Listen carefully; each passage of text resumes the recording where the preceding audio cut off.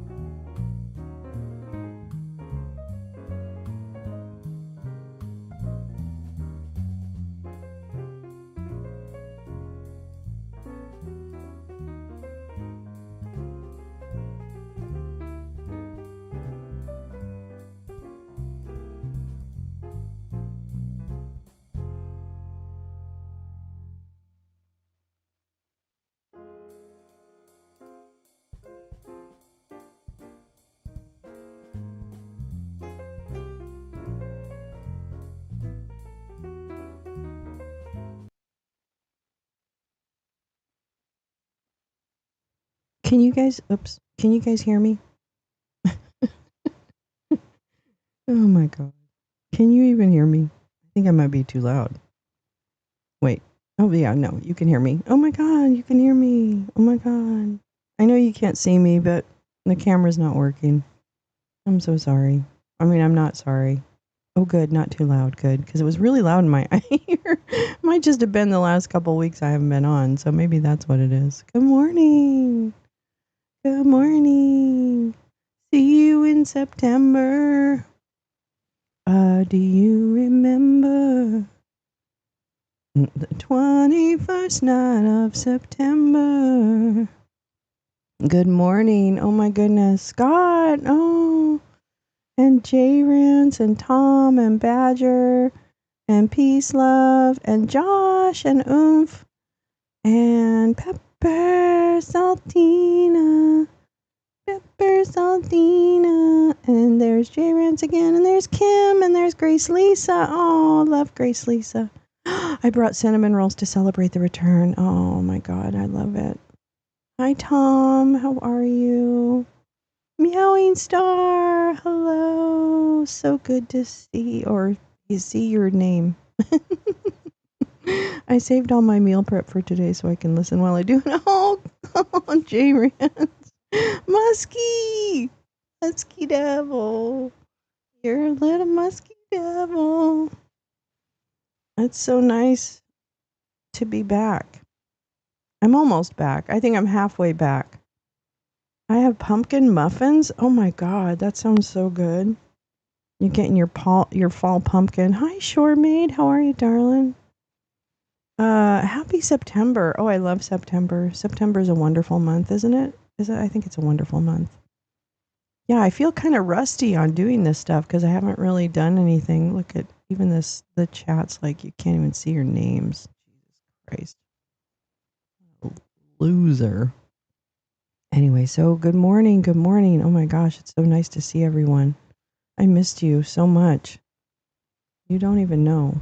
I missed you so much. Oh, With the map of fuckery? Oh my god, what a throwback. J-Rants. I was just looking at some of the old... I know, I do need some lube. Hooray, the band's back together. Good morning, Neil. Whoop, whoop. I know, September and October are the best, aren't they? God, I love them. Bad news. Wildlife destroyed 5 acres of corn. So replay of last year's outcome that was due to drought. Oh, that's terrible, Tom. I'm sorry. Oh, I know. I've missed you so much. Hi, Teresa. Oh my gosh. Hi, Neil. How am I doing? I'm doing okay. I'm doing okay. I'm getting there. I'm putting one foot in front of the other. I missed your birthday. Easily distracted. Guess what I have to do? Guess what that means? That means I have to sing you happy birthday. I don't know if I remember how to sing. I don't think I've sung for the last 2 weeks. No, that's not true. I probably have. Happy birthday to you. Happy birthday to you. Happy birthday. You're easily distracted. And Neil. Happy birthday. Neil, easily to you. One foot in front of the other. It's from when Santa Claus is coming to town. Hello. It's Santa Claus is coming to town. All right. A Virgo. Oh, okay, cool. Ooh, you guys get those really spicy. Isn't Virgo like a spicy? Whatchamacallit? What's that called? Anemone? No. Astrology? No. Astro sign? Golden pipes. Oh, Scott, you're sweet. Happy birthday to our birthday babies. Yeah, Santa Claus is coming to town. Put one foot in front of the other. And soon you'll be walking across the floor. Triple Virgo, I've heard of you.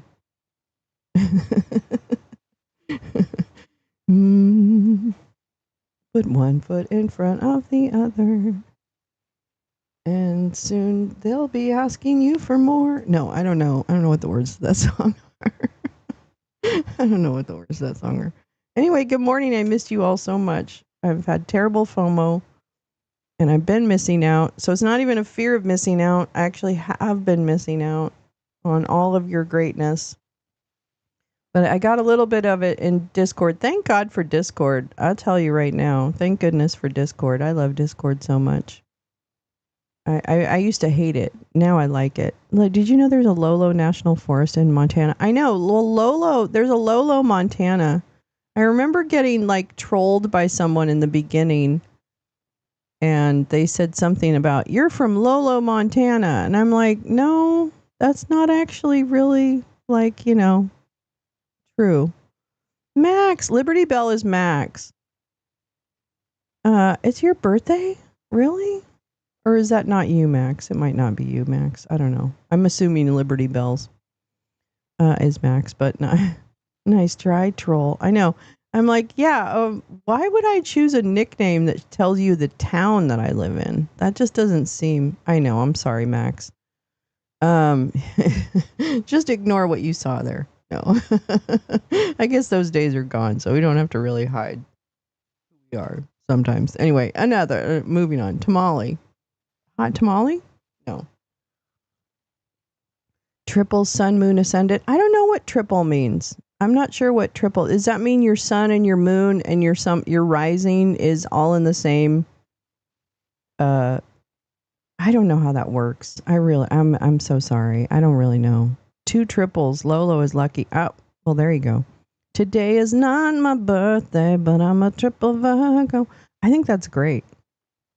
It sounds like really, oh, Lee, oh my gosh. So glad to hear your voice was on hold with alarm company. First false alarm of the project. Oops. I did it again. I tripped the alarm. So good. Oh, yes, all in the same. Okay, thanks, Easily. Yeah, I didn't know that. But Zane told me when she did my chart. Oh my God, Zane did your chart? Holy shit, Max. That's so cool. I think that's so cool. Yeah. So I don't know. So what's been happening? So what's going on with everyone? What are you guys doing? Is everybody okay? Did anybody have a baby? Did anyone go on vacation? I didn't go to Discord much because every time I did, I had about 3 days of comments to catch up. Neil, you just kind of jump in the moment. You just jump in the moment. Gal! Oh, my beautiful gal. Oh, Jane, your cat sitting? Oh my gosh, how fun. Are they a nice kitty or are they like an independent kitty? I missed you too, gal, very much. Thank you. Thanks for reaching out to Bobo. And our first visit from the police. Oh, well, okay. Related to the alarm, I'm sure. I'm sure. Oh. Keeping up with Discord chat. You know what you do, Pep? I mean, you guys, you know better than I do, probably, but I just jump in where I am. I just try to jump in and make sure I'm not like totally not reading the room. You know, like I just read the last few messages and say, is this something? And I try to scroll, but sometimes it's hard and it's okay. I think a good morning. Did you see my story? No, I haven't been on Signal in a couple days. I'm a terrible person. I'm almost overwhelmed by it. But I need to catch. I've been thinking a lot about that. Actually, the last few days, I need to catch up. Oh, Tico's the most handsomest good boy in the world. That's what my sister tells him every day.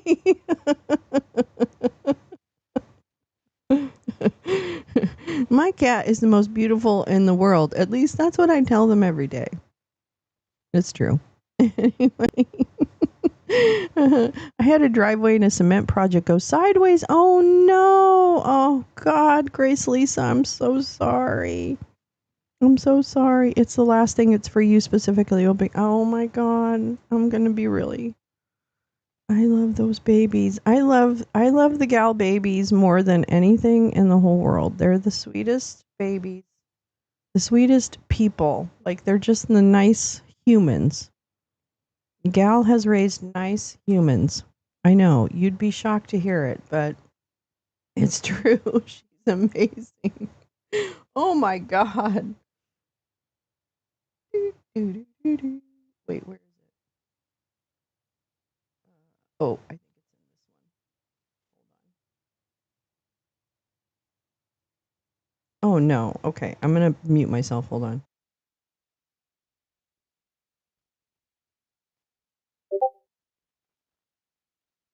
Oh my God. Hold on. Okay, it's too long to type. So, I have a story. We're sitting down for dinner. My son said that they were learning about food groups or something. I don't know. Is this something you want me to play? Are you guys able to hear it? I don't want to play it if you don't want me to play it, gal. I found it. Oh, okay, great. Okay. Can you guys hear it? Tertiary, I don't even know. He's smarter than me. Anyways, okay, let's pause there. Anyway, he said, did you know that humans are at the top of the food chain? And I said, kind of funny, under my breath, like, oops, I shouldn't have said it, but I said, well, if you find anything that eats humans, let's send them to the White House. To which my son replied, yeah, well, you know Democracy Dino, so shouldn't you just send her?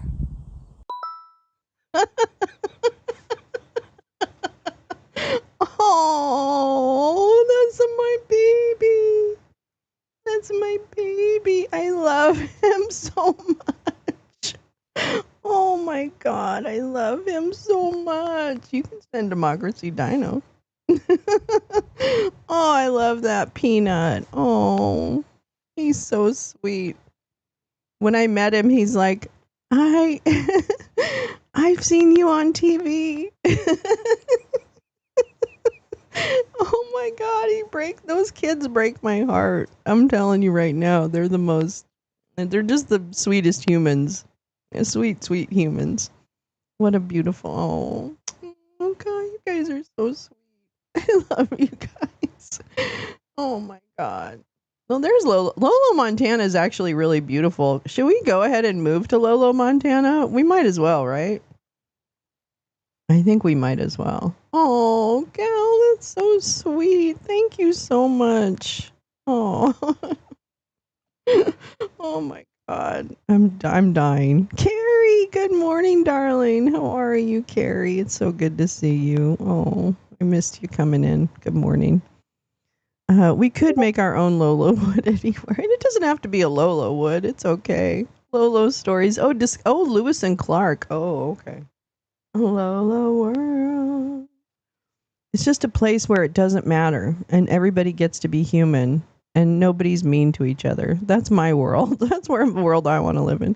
He asked at the bus stop today to record him saying that to send to you. So wait, we'll send it to you sometime. Oh my God, that'd be so great. I would love that. Little peanut person. Cute.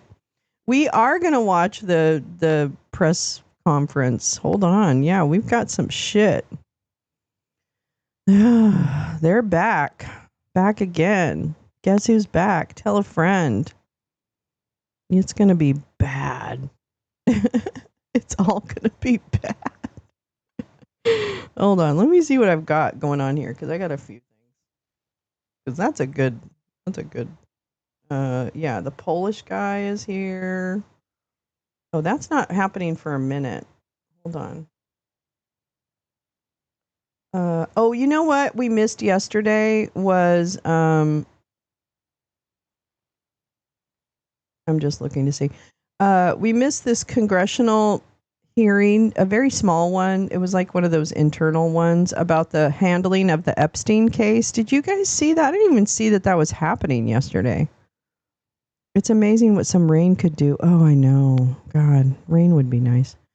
Shore Maid, you were saying something about the desert. Hold on, let me go back to that because I really wanted to read that. After destroying about 200 structures in several communities since August 3rd, the wildfire here has been classified as under control. Yay. Oh, Shore Maid, that's fantastic. But my God, what a destruction. That's incredible. Oh, I thought you were talking too about, I was thinking about, Burning Man. Is Burning Man over? That's over, right? Oh my God, Jane. He just got his driver's license. Oh my gosh. He's a careful driver. The kids grow up too fast, but mine just started college. Josh, congratulations. That's so sweet.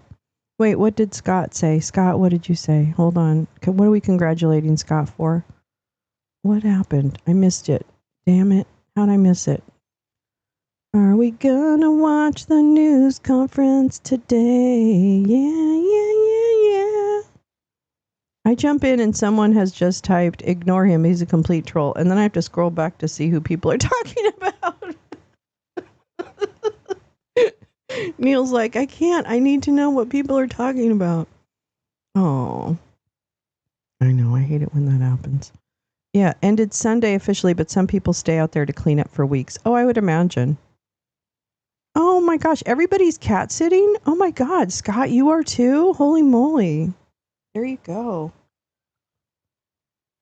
Met a woman yesterday that has a rescue farm. She has some beautiful horses. I didn't get any pics. Black Stallion was awesome. Oh my God, Tom. Black Beauty was one of my favorite books when I was a kid. I'll be back. On with the alarm company again. All good. Oh, Lee, I'm glad. The backing is cat gifs. Catch up. Yeah, the backlog is cat gifs.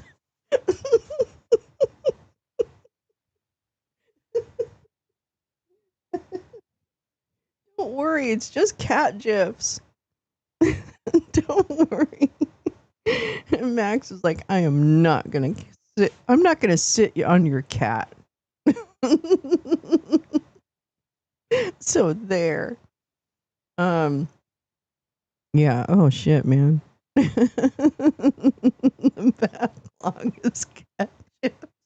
That just cracks me up. I think There's something really wonderful and poetic about the fact that we've adopted the cat gif as our kind of, internal troll, if you will. Oh, I feel guilty because my youngest and I usually take the trip I'm on together every year to the Niagara fun, tacky tourist stuff. Oh my gosh, nice. And hang on the beach. But my sore arm fucked up all my plans. Oh no, Jane, I'm so sorry. It's terrible, Scott. It's my younger brother's cat. We love her. Oh, that's nice. Cat gifs and get off ramp stories. Yeah, and if you can invoke the get off ramp, it's always a good day. It's like a real opportunistic joke. Can I invoke the get off ramp in this joke? I don't know. Maybe. Max Flower cat sits in secret. No, I don't. No, I don't think she cat sits. I don't think she's the one. I don't think she's the one who's going to sit on your cat. I just don't think she's going to do it. Okay, now, that was weird. Oh no, what happened? Jane, what happened? Oh, your arm. Oh yeah, weird. Yeah, no, totally. Okay, wait, what? No, it's not. I know it is well known. It is well known that Max is not a cat fan. I heard Max named her cats after the members of Toto.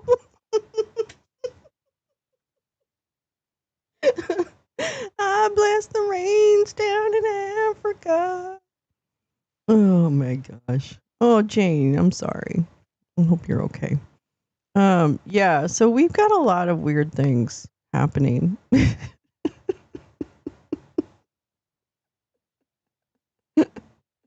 I mean, Max is naming her cats after Toto. Bless the rains down in Africa. That's a little J Rants. A J Rants shout out. J Rants no J Rants aka Glue Stick knows about the rains down in Africa. Down in Africa. Down? Down from where? That's the other thing. Down? Why is it down? I don't think Africa's down for everybody because it's big. It's similar to an old injury. Oh, be careful, Jane. Oh, you slept on it. Funny, yeah. I know. We don't judge. We try not to judge each other here. I'm sure we do a terrible job of it. I'm sure we actually rain doesn't fall. Oh, it doesn't fall up. I bless the rains. No, but down in Africa. Never mind. Okay, I get it. I get it. You just haven't met the right cat. It's the same as when they try to get you to eat something you don't like. Karen! Oh my gosh. Total nonsense. I bless the rains down in Africa. That was pretty impressive though, Jay. I'm never going to forget that moment when you just totally told us all of the whatchamacallit, all the lyrics to Toto's Africa. Rain down. I bless the rain. No, no, no, no, no. Isn't it called I bless the rains down in Africa? Well, but what if you're in like Patagonia? What if you're Patagonia? I don't even know. It doesn't make any sense. Okay, Neil, from us it would be, but maybe Toto was in Europe when they wrote the song. Yeah, okay. But it's not rain down. There's not raining down. It's rain. It's not. It's down as in like geographical direction. I know Patagonia is in South America. I'm saying parallel. If I were parallel over in Africa, I bless the rains that happen in Africa. There you go. Thank you. Neil, please find the lyrics. This is going to drive me insane. Because it's like, okay, well, never mind. It's not about the rain, okay? It's not about the rain. The doom, the down. The down is something else. I thought there was another Tasmanian moment. I bless the rains that fall in Africa. Why just those rains? Okay, never mind. Anyway, this morning, here's what we have this morning, so I can tell you, okay? Oh, it's almost time. Okay. So we've got, later on, we've got the president of Poland, Karl Nawrocki. I don't know how to say it. The president of Poland. Hurry, boy, she's waiting there for you. Who? Who's waiting? The rains? Who died? Yeah, why is he blessing anything? Who died and made him Pope? Thank you. There's a lot of questions we have. We have a lot of Toto questions this morning. I don't know the Tasmania story. I just know it's a thing. It's a thing. Oh, it's a thing, all right, Jane. You don't even want to bring it up. How did Toto have the authority to bless anything? Exactly, Carrie. Who died and made them king? Or queen? Or whatever. Delusions of grandeur. Exactly. Really, crying out loud. Anyway, this morning we have a meeting later on with the Polish president, which is great. He's going to come and be like, well, yeah, whatever. In a few minutes, we're going to have, oh boy, the Congress is talking about free speech, I guess. Oh, Europe's threat to American speech and innovation. I think we're going to start with that. The other thing that I saw is examining opportunities to advance American healthcare through the use of AI technologies. Actually, I'll just show you what I've got. So I've got this thing, right? The Energy and Commerce Committee. I've got Europe's threat to American speech and innovation, which I think is where I'm going to start because Nigel Farage is going to testify, and it's fun to make fun of him. And then this is from yesterday. This is the Congressional Committee meets to discuss the handling of the Epstein case. I'm just mildly interested in what they talked about, but it is like an hour or so. And then this is the Trump Polish president is coming to visit. So you saw the farmers in Arkansas are asking for socialist bailouts. Are they? Oh my gosh. Those goofy. Oopsie. Whoa, whoa, whoa, whoa, whoa, whoa, whoa. Whoa, whoa, what happened? Oh my God. I hate it when this happens. Okay. Farage is a frog-faced Putin. I think he's like a showman, you know? He's like the bright, shiny object. But really, he's just a dick. Hold on. Let me move this. There's a way. Anyway, I bless the rains down in Arkansas. Oh, making plans for Nigel. I don't know why he would be the one. I guess I understand why he'd be the one to talk about censorship in Europe, but whatever. What if you're depressed in Dahomey? Are you down in Africa?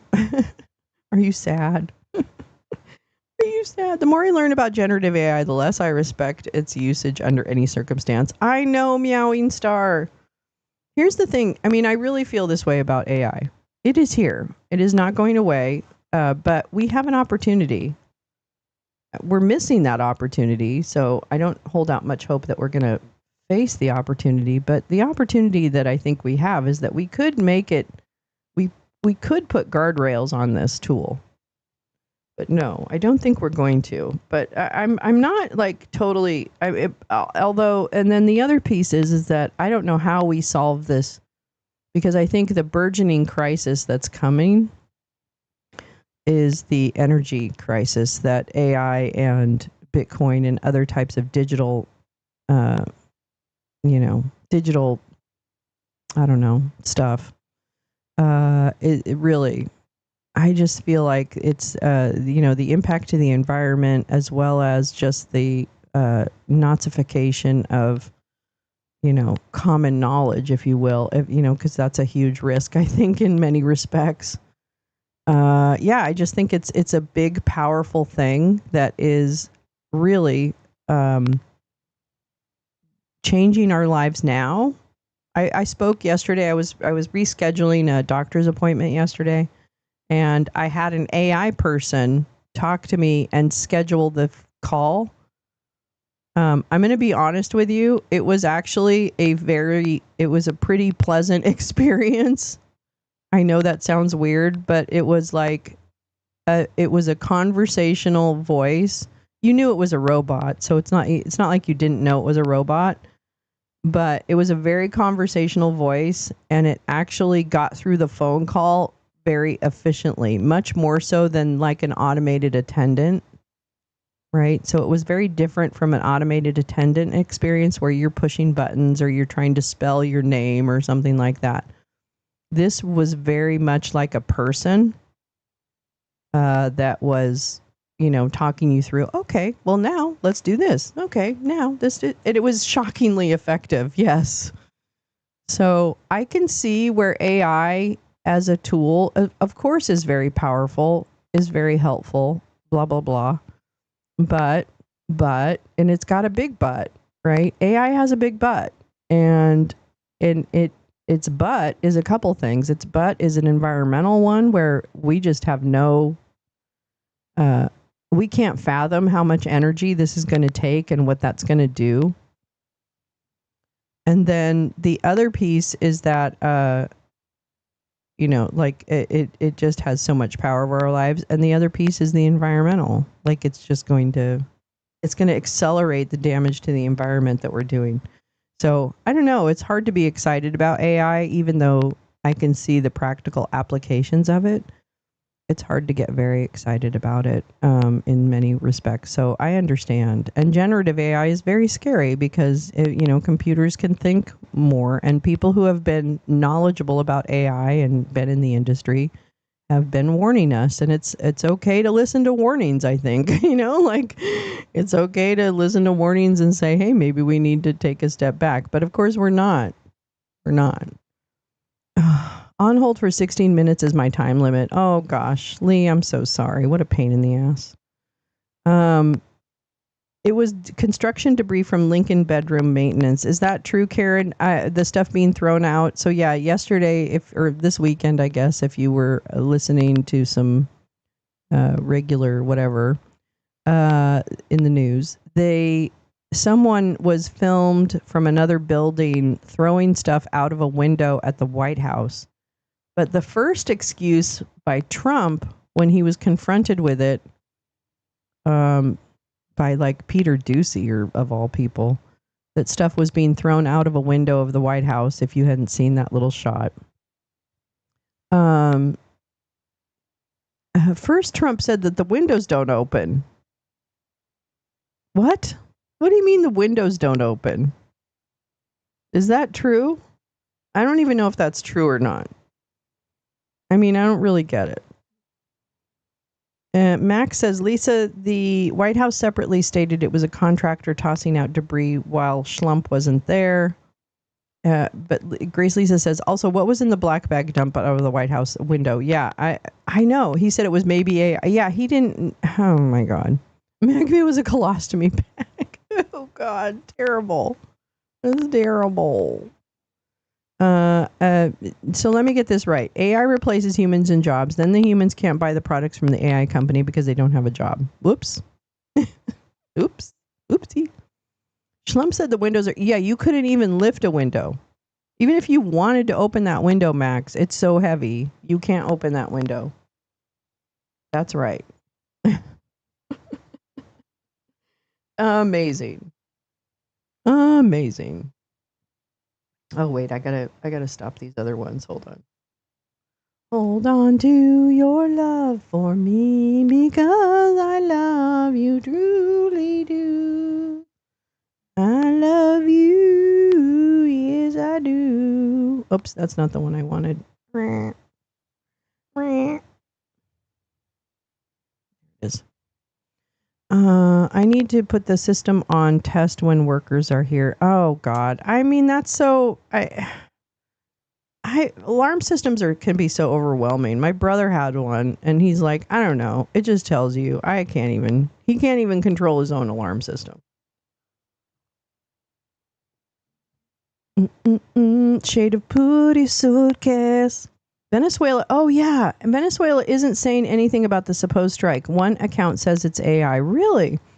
So that was the other thing in the news yesterday. The taking out, to use Trump's words, the taking out of the a boat with drug runners, I guess, Venezuelan drug runners.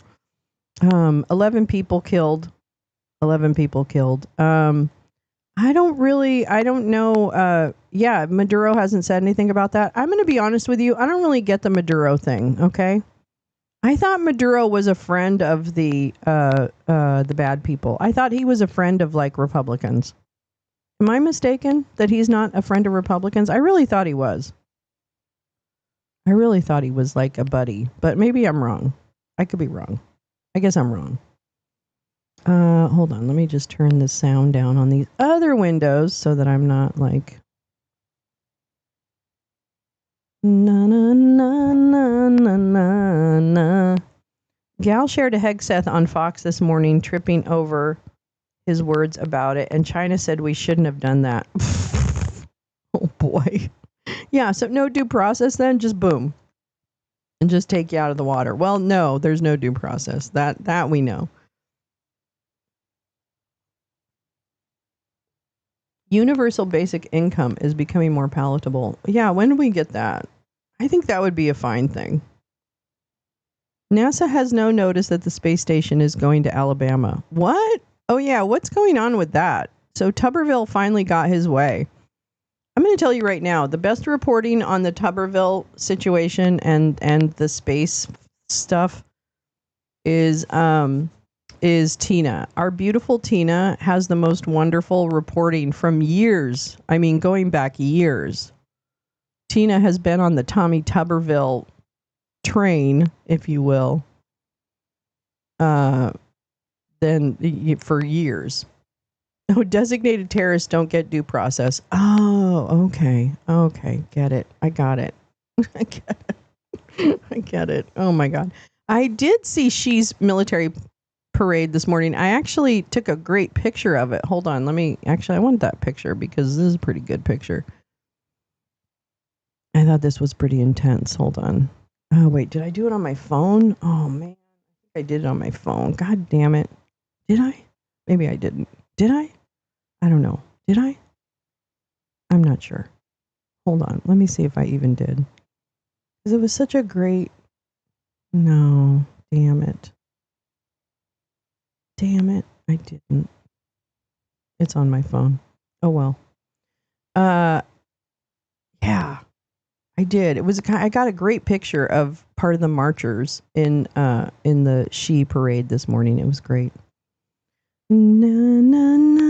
UBI might be needed if AI puts half the workforce.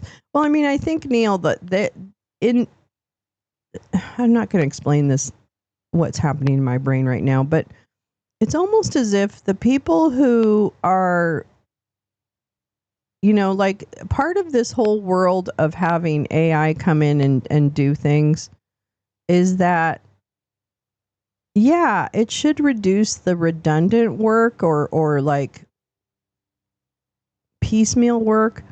I don't think they thought through what do the rest of the people do for work. Unless they thought of that this would generate some kind of universal basic income. I don't think that's actually what they think. But it's almost like they're not going to deny it because then people will be like, well, don't ask the question of what's going to happen to you as a worker because it's going to be great. Whatever it is, we're not going to tell you what it's going to be like when AI takes over your jobs and but it's going to be great. But we're not going to tell you how it's going to be great.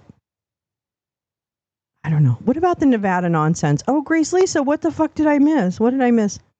Adding insult to injury, the new anti-dumping and countervailing duties on grades of steel used in auto and other production. These tariffs are on top of the others. I mean, I can't even.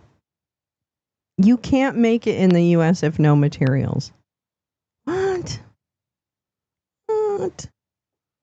I mean, the thing is, yeah, working taxpayers pay in the long run anyway. The thing about it, I am a big supporter of UBI. Why shouldn't people if we have the resources to allow people to have just a basic, oops.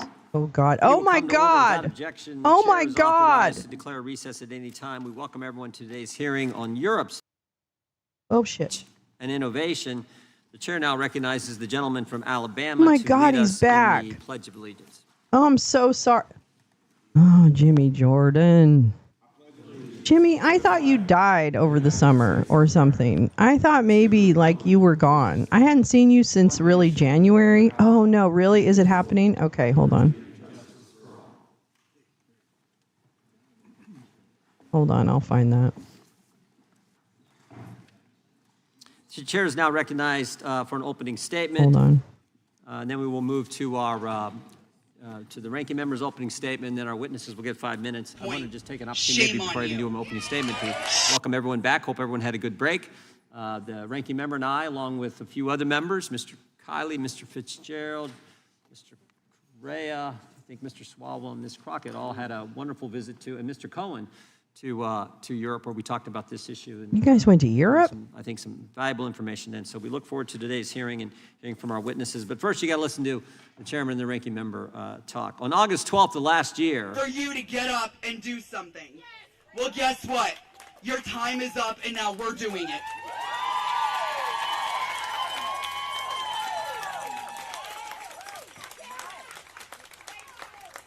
How do you follow that? Hello, everybody. My name is Wendy Pasante, and I was abused by Jeffrey Epstein when I was 14 years old. I'm not here to relive what happened. I'm here to be counted and to make sure others are counted too. I once believed my silence was strength. Hold it together. Don't draw attention. Today I know that strength sounds like my voice. It sounds like everybody's voice is up here. Silence only protects predators, not children. People ask, what about the victims? We're here. We're here today, and there's more of us. I stand with many who are still finding their words. I live in a world where being understood is a struggle, where people in power would rather sweep us under the rug in hopes that we'll go away. We won't. Being a survivor is not a headline. It's our life. We have to live it. It's panic in a grocery store. It's smiling at work while my hands tremble. It's waking up at 3 a.m. with my heart racing and not knowing why. It's living with PTSD, anxiety, and depression, and your nervous system's on guard at all times, even in the safest room around the safest people. Healing isn't tidy. It's therapy. It's wait lists. It's trying a medication and trying again, over and over, for years. It's setting boundaries with some people who won't understand. Survival isn't weakness, it's wisdom we've earned. If you are a survivor hearing me, your voice is never too late, too much, or too little. If all you could do was show up today, you're already trying to make a difference. You do not owe anyone your story. You are owed safety, care, and belief. Your breath is proof that harm does not get the last word. I'm not asking anyone to take a political side. I really don't even follow a lot of politics. I'm asking you to take a stand in solidarity. Protect the vulnerable, not the powerful. Protect children and survivors, not titles and reputations. Our silence doesn't keep us safe. And I hope today's courage from all of us ladies can help someone else be safer tomorrow. We are here and we refuse to be erased. So thank you guys for listening to all of us and being here today.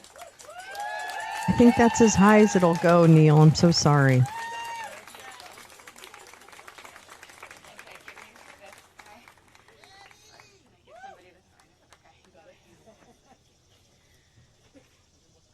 Hello, everybody. Thank you for being here. As I stand here today and look around, I want to acknowledge what it feels like to be in the presence of these incredibly brave, powerful women that I stand up here with. I am so empowered by each and every one of your fortitude, and I am following in the brave footsteps of those that came before me. While we each have our own stories and walk down different paths of life, we are bonded together as survivors. when I look into these beautiful faces, I am reminded that we all started our journeys with big hopes and dreams. Jeffrey Epstein and his co-conspirator, Ghislaine Maxwell, stole and systematically destroyed those dreams. We are a mosaic of shattered hopes and dreams at their hands.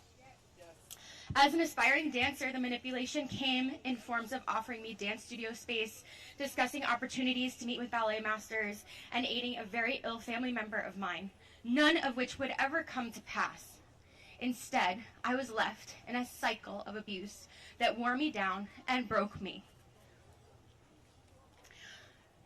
When it happened, I would have to completely disassociate. Similar to a coma, my brain would need to protect itself, so I would retreat in choreographing in my own head to escape the cruel acts that were being carried out on my body. After, I would go to the studio bundled in giant, baggy clothing. I remember standing there, staring in the mirror, as if it were an empty void. I was past the point of tears. There was nothing left. I was a hollow shell of myself. I could no longer watch my body move, let alone dance. He had taken something sacred from me. 2 decades later, I am still experiencing lingering effects of what happened to me as a teenager. I am just one story in the mosaic of women taking back their power by confronting the horrific truths of their pasts due to Jeffrey Epstein and Ghislaine Maxwell. We stand here today in the nation's capital for no other reason than to say that women's voices will not be marginalized. We stand together as a mosaic of stories, but we're also finding our way back to ourselves.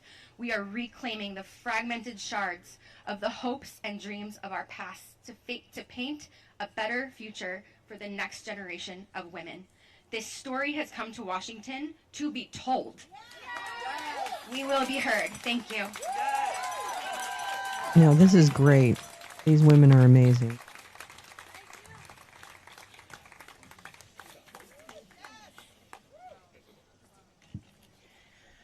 My name is Jess Michaels, and I'm a 1991 Jeffrey Epstein survivor.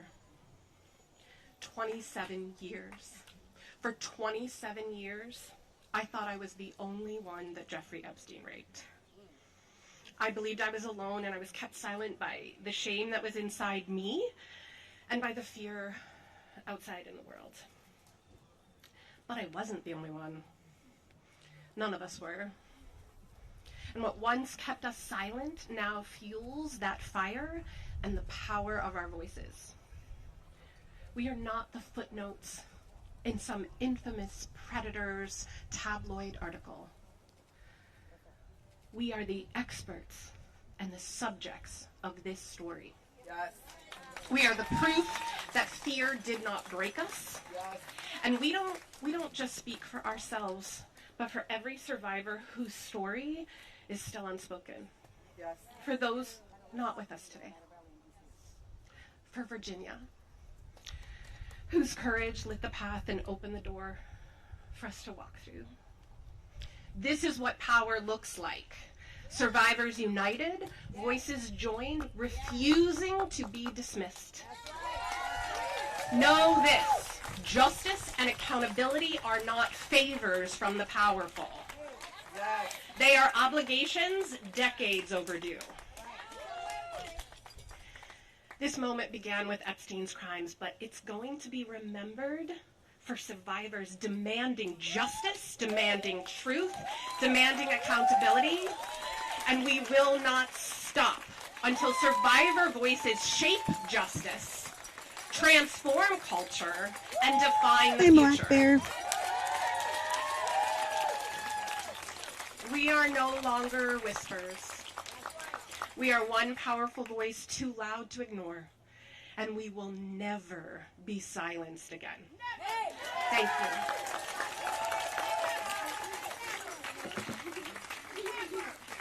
you. Aw. This is cool. Okay. Wait a minute. Okay. Yeah, I'm really, there's that thing that I had on the thing yesterday. Wait, where is it? This one, the Congressional Committee meets to discuss handling of Epstein case. This is from yesterday, and I would really be interested in watching this sometime. If maybe after everything we've watched today, we can put this on. That would be interesting to me. Yeah, absolutely. I it is really. I think this is one of those stories that really define everything about how women are treated in the world, right? And there's just so many women who are taken advantage of every second of every day, who don't get press conferences, who don't get, tabloid mention, who don't get any of they just continue to suffer. And men too. I don't want to, this is not a gendered thing, but there is a lot around, keeping power over women. So there is a strong kind of, for whatever you want to call it, a male-female power dynamic, or just a power dynamic, I guess, in many respects. And, I think the moment when I watched the Me Too movement kind of play out in its heyday, if you will, and then become completely crushed and sidelined, right? That there was such a number done on women standing up against their abusers in that case, in the Weinstein case and other things. And they were really, that movement was systematically destroyed from the inside. And it was almost, I remember that time very vividly, because I remember feeling like there was a point in time where even if you mentioned something about Me Too, it became this pariah where then you were attacked and the movement itself was really kind of defamed and gone after, you know what I mean? And minimized. It was really, I mean, I'm not saying this well, but I just distinctly remember that feeling, going, wow, man, they are crushing the Me Too momentum. Just like the minute it started, it felt like it began to be crushed. And it was like, wow, you realize how powerful this ether is, right? Because this happens all over the world. That powerful people feel like they have to oppress these stories and continue the cycles of abuse because power. I don't know. I'm not saying this very eloquently, but I mean, I just feel like there was a real, there was just a moment in time where I went, wow, I can really see the power of patriarchy in this moment. And I see it now again too with this Epstein story, where it's like Epstein, he's probably not different than any other like abuser in many respects, but he's got, powerful friends and name recognition, I guess. But just the fact that this is such a clear violation of laws and decency and whatever, and involves children and all the things. I guess people don't think of teens as children. That's one of the issues, is that people think teens aren't children, but they are children. And just the fact that the powerful, I guess, en masse, have been so crafty in suppressing this story. I don't know. I find it really fascinating when something is so obviously wrong. Like, it was wrong what Alex Acosta did. It was wrong what all these people did. I don't know. How do you get to the point where you can actually protect yourself against like this typhoon, this tsunami of truth? How do you get to that point? That's kind of where I feel like these guys do. Like I was watching Peter Navarro yesterday and I'm like, wow, Peter Navarro has really fucking survived just like a cockroach. And it's hard for me to believe that it's going to turn around and, justice is going to be served because it hasn't been. And not that that's not, it probably comes decades later, right, in history books where it's like, hey, Peter Navarro was a real piece of shit, Yeah. Deny, attack, reverse victim and offender. Oh, yeah. God, really crazy. Let me come back to some of these, and then we'll join Jim in progress, believe me, but I am very proud of them. I'm very grateful to anyone who's been victimized and speaks out and puts themselves up for that exposure of abuse. I really admire. I really do. I sometimes worry that there are victims of Epstein who didn't survive his island that we may never hear about. I think you're absolutely right, Meowing Star. I think you're absolutely right. I think that's a great fear. That we just don't know. We don't know enough about. I don't know. I just find it really mind-boggling to me for the hypocrisy, I guess. I shouldn't be surprised by hypocrisy. But I remain shocked. I remain shocked. Anuska DeGiorgio was on with Lawrence O'Donnell last night. She reportedly had a relationship with Dump, according to Sunday Mirror. November 23rd, 1997. She signed and wait, Carrie, you're coming back to me. Many trafficked girls are forced to take heroin before they're dumped on the streets at the end of their usefulness. This ruins their credibility and pushes them into prostitution. Absolutely, Carrie. Rich abusers are just trailer park trash abusers with money for lawyers. Exactly, Tom. It's so true. It's so amazing to me. It's really amazing. And I see it in small ways. I see that whole Darvo thing play out in smaller ways too on social media and stuff like that. And it's really makes me sick to my stomach. It's really gross. Oh, signed an NDA. Yeah, they would have to sign an NDA or sign anything and be told that an NDA has been held over my head before, and it's frightening because it's like I can't protect I don't have money for a lawyer. NDAs are like fucking extortion. I believe that. I have been a victim of an NDA. I am a victim of an NDA. So, it's just like, I just think it's extortion. I fucking hate, I never signed an NDA. Well, good luck. Good luck with that, Tom. Because that has not been my experience. You don't just get to choose when you're going to sign something. You know what I mean? You do get to choose, but you're making a bigger choice. So I don't know. White House stated that anyone signing the petition would be viewed as a hostile act towards the administration. Oh my God, Max, what is that? There's a petition? Is it about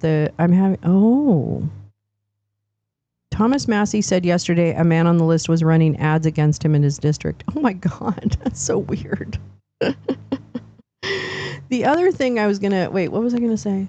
Oh man, what was I gonna say? Yeah.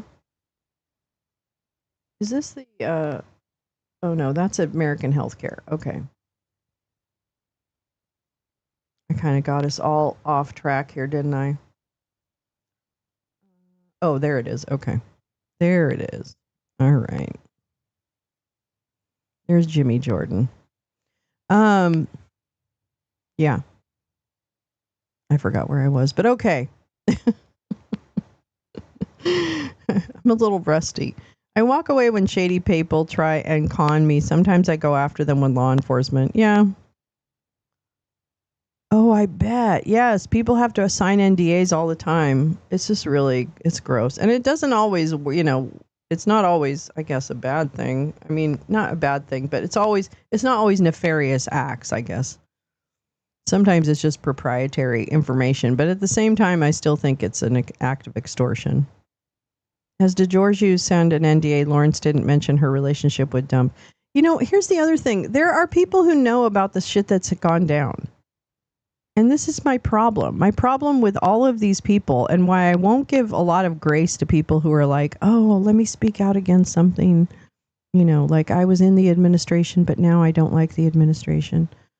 The reason I really can't stand those people is the fact that you made a choice to work in that administration knowing full well what the administration was all about.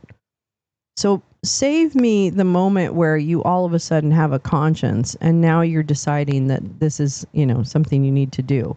And then on the other hand, I'm kind of like, why aren't more people speaking out? Like if you saw something, say something. What the fuck is wrong with you? I don't know. I just feel like if I had powerful information, I hope I would do more than just sit on it. I really do. I hope I would do more than just sit on powerful information about, that I could back up. So, I don't know. I mean, that's the other thing. Jessica Denson, who used to work for Dump back in the early campaign days of the first administration, she ended up getting out of her NDA and I think was one of the first people to get out of the NDA. I'm not sure. So I thought that was interesting. Dave Troy. Hi, Dave Troy. Hi, Dave Troy. Ooh, Russia and Teal are done with Trump. I knew it. Okay, here's the thing. I knew it. Kana, Massey, Green, Boebert, May, Sherman, McGovern signed discharge position to force the release of Epstein files will create significant public pressure for dirt on Trump, which will likely be difficult to fulfill. Oh my God. Don't you think they've destroyed everything by now? Do you think they've destroyed everything by now? This is what Gal's sharing a Dave Troy brilliance here. Oops, I don't need it to be that big. Okay. Russia until done with Trump. Meanwhile, Johnson, who is backed by authors of Project Russia, is running his own parallel game with House oversight, promising to release even more, but neither camp is talking about Senator Wyden's investigation into Epstein's $1 billion money flows that would reveal the full scope of his activities, which include infiltrating scientific research institutions in the same manner pursued by Robert Maxwell. Oh. Outside the prurient and illegal sexual activity, this is where the biggest story lies, and you can expect that Russia, Teal, and their allies will do whatever they can to obfuscate that story, while using the pressure on Trump to extract further concessions, which ultimately may lead to his resignation. At root, this is a story about war. That's fascinating. Oh my gosh. Did Trump buy Epstein Island yet? And where is Epstein Island? I don't even get. Is it really an island? I mean, is it really his island? I'm sorry, that's dumb. I should probably know that, but I don't really know that. Oops. Oh God, I kind of fucked up here. All right, hold on. There we go. Okay. Whew. Little St. James. Oh, that's the island. Okay. I have some guys I work with in London. Hi, Jim Nalgren. They fell in love with the Ravens and fly to Baltimore every year to attend a game. I sent them a video on how to speak Baltimorese so they won't get robbed. The Baltimore accent's very difficult, actually. It's a very challenging accent to do, acting wise. It's not far from St. Thomas. Oh, I didn't know that. Oh, in the U.S. Virgin Islands? Really? Well, then he can have an island. I mean, did he buy? Okay, never mind. There were some good protests on Monday. There was a 17-mile long gathering on El Camino Real. Oh my gosh, that's fantastic. They had thousands of FBI agents combing through. Oh yeah, that was the other thing. Okay, Max, that was my point. My point is, at this point, aren't all the parts with Trump destroyed? Aren't all the parts with Trump completely destroyed? Like all the parts of the files? Like, how do we even know what's real? That's my point. Okay. Here's some relevant background with more coming this week, and you won't hear any of this from Johnson, Massey, or Kana because this is the story they would like the American public to forget. Oh my God, I really want to jump into that. I'm jumping. I'm jumping. This is America 2.0 is Dave Troy's website. For those of you, I think most of the viewers know who Dave Troy. Yes, and the Epstein flight logs aren't the whole story. Puddle jumpers know. Right, of course. Hi, Val. Hi, love. I saw that about the tariff hedging. Looks slimy to me. Oh, wait, what happened? The local USVI news on the case is brutal. I think he owned 2 islands. Oh, my gosh. I know, John Waters movies. Those are really Baltimoreese. The Epstein presser is back on. Wait, what? It is? Hold on. Hold on.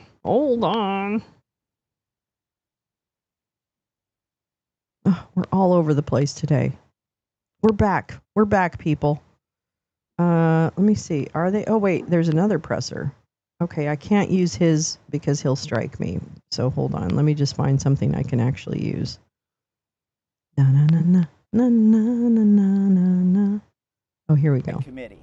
They may find some information, but they're allowing the DOJ to curate all of the information that the DOJ is giving them.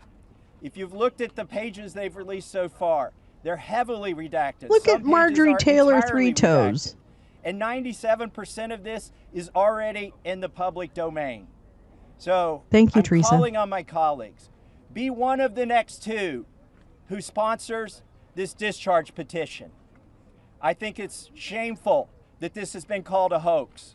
Hopefully today we can clear that up. This is not a hoax. This is real. There are real survivors. There are real victims to this criminal enterprise.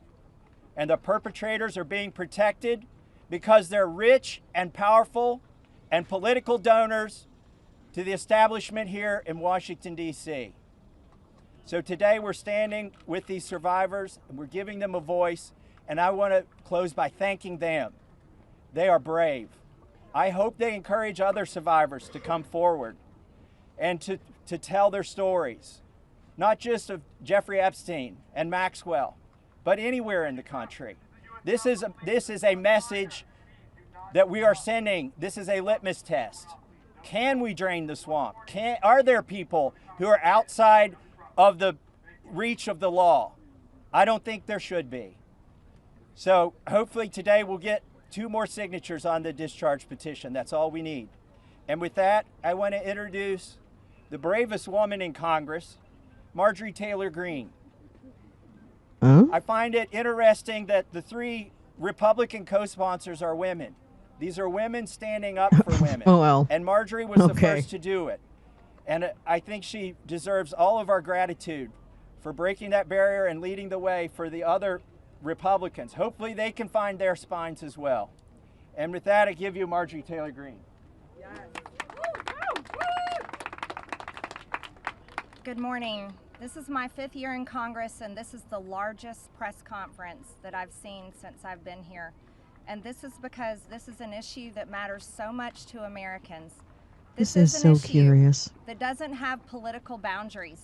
It's an issue that Republicans and Democrats should never fight about. As a matter of fact, it's such an important issue that it should bring us all together. It's grieved me to watch the arguments and debates take place among my colleagues and even the administration. I think this is something that was worth fighting for. You see, the women behind me are going to tell you stories that you've never heard before. These are unimaginable horrors that they've lived with for their entire lives since they were very, very young. But these are also similar stories that many children, teenagers, women, and even men are enduring nightmares right now as we speak. You see, these women have been fighting since the 1990s. I heard one woman tell us yesterday since 1996. And they have carried with them shame. But I want to tell you something. The shame does not fall on these brave, courageous women. The shame falls on every single person that coldly turned a blind eye to their abuse. The shame falls on every single person. Well, that's Alex Acosta, honey. The shame falls on every single person that took money to continue it. And the shame falls on the people in power over the past several decades that protected the monster, Jeffrey Epstein, and his cabal that continued a nightmare. Those people deserve the shame. And today we are coming forward and we are going to fight like hell for these women, because we have to fight like hell for those that are enduring sexual abuse and are living in a prison of shame. Anyone that is being abused, it is not your fault. You should live with no guilt or fear or shame. All of the fault belongs to the evil people that do these things. Meowing, to the I'm innocent. totally with you. This is the most important fight we can wage here in Congress, is fighting for innocent people that never receive justice. And the women behind me have never received justice. So this is And a do way you to wanna get know Trump why? out. It's because Jeffrey Epstein somehow was able to walk among the most rich, oh my God. powerful people, not only in America, but They'll foreign do it countries. too. This will get him out. Yesterday I heard countries like Saudi Arabia, This will Russia, get him out. and even Israel and other countries. The truth needs to come out, and the government holds the truth. I think it's just dump. I think they're going after dump. Truth. I think Dave Jeffrey Troy's right. Epstein's All you estate guys are right. holds the truth. The FBI, Dump the is done. DOJ, He did the and big, the beautiful CIA bill. holds the We're truth. done. And the truth we are demanding Exit come stage out left, on Dumpy. behalf of these women, but also It's as time a for strong JD to message take the every wheel. innocent child, teenager, woman, and man that is being held captive in abuse. This should never happen in America, and it should never be a political issue that divides us. And I want to thank Ro Khanna and Thomas Massey for doing something brave. I don't trust Ro crossing Khanna. I'm political sorry. boundaries I really for don't. a very important fight. And I'm honored to join both of them. And I'm honored that Nancy Mace and Lauren Boebert signed the discharge petition along with myself. And I asked my Republican colleagues not to choose just one path for justice and transparency and accountability, but I asked my Republican colleagues to choose every path for justice and accountability and transparency. And with that, I'd like to bring back Congressman Ro Khanna to start this important press conference. Thank you very much. Thank you, Congresswoman Green, for your courage and for being here, and thank you again to Congressman Massey for co-leading it. I now would like to introduce two people who have been fighting this for decades. They haven't had their voice heard. The victims haven't been heard. They haven't know, just been Lee. on this I heard him in say the last that. few months. They've been doing this in the wilderness for years, and they are really models of courage. Bradley Edwards and Brittany Henderson. Why don't they were the talk attorneys about for the Alex victims. Acosta? Thank you for being So say the name, fucking Ro. Thank you, Ro and Thomas Massey. I really appreciate you putting forth this discharge petition. It's tough to understand that we have to be here because this doesn't seem like a partisan issue. This is an issue. Sex trafficking and sexual abuse transcends politics. Ro, I don't trust We Ro as from a long Americans time back. expect equal I protection think he's under an the law, and there opportunist. can be no doubt that Jeffrey Epstein received far greater I protection think he's than a Silicon any of the Valley victims that he abused bro. for years. In 2008, Courtney Wild walked into my office because she was a part of a federal investigation into Jeffrey Epstein, where all she wanted was the government to talk to her. Little did she know the government had worked out a secret immunity deal for Jeffrey Epstein, and we had to file. I totally think you're right, Meowing Star. And I think that to prove that Jeffrey Epstein I don't think worked that out an illegal non-prosecution MTG agreement is with a the government. thinking That was being. 2008. I think she just It goes took with 10 what. years battling the government pro bono for the judge to ultimately determine Yeah, I don't that know. the victims' This rights is were interesting. violated. The government has mistreated them after Jeffrey Epstein mistreated them. We then filed civil lawsuits against Ghislaine Maxwell, which has resulted in her being in prison. Our civil lawsuits led to her prosecution. We filed lawsuits against Jeffrey Epstein, against No, his she's at a estate, campsite and in Texas. against two financial institutions, JP Morgan and Deutsche Bank, that prove that they knowingly provided the financial infrastructure for a sex trafficking operation. Yeah, but I guess Deutsche Bank hasn't done quite enough to actually go to hell. We have worked so hard to gather, hide behind protective orders, confidentiality agreements, and bank secrecy laws. That is why this discharge petition is so important. While we have seen the documents, you haven't. And when you see the documents, you're going to be appalled.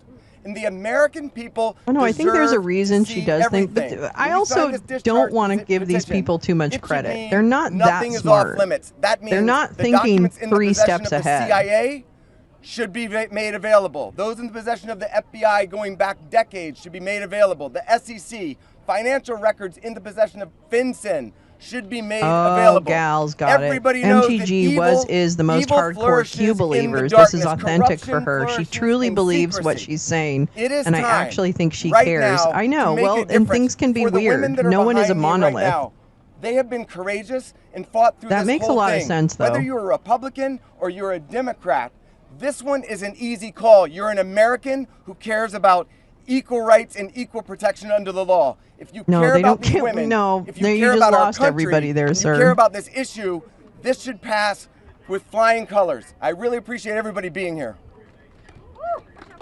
Have you seen the way people are not up in arms about mass kidnappings off the street, sir? Nobody, we don't care enough about due process. The wonderful congressmen and women who are here today, we need to thank the women, and not just the women yeah, who whatever. Speak, but the other women who are standing behind them, along with other lawyers, Sigrid McCauley, and people who have been fighting for a very, very long time for the world to give this kind of attention to an issue that it should have had forever. This administration has the opportunity to do what the past administrations did not do. This administration can either stand with the victims and stand for the victims, or it can continue to hurt the victims like has happened in the past. We aren't here just to ask for transparency, though. We're here too to ask for protection. The women here represent hundreds of other women who we have spoken to, many of whom were trafficked from other countries, from Eastern European countries, especially where equal women rights. don't have the rights that we have here. Women don't have the Pamela protections Joe. that we have here.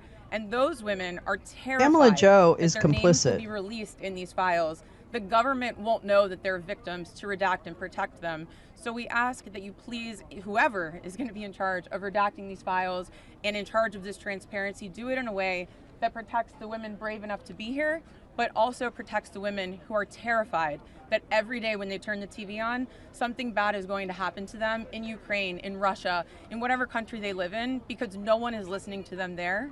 So thank you for being here. Thank you for listening. And please protect these women while we seek transparency.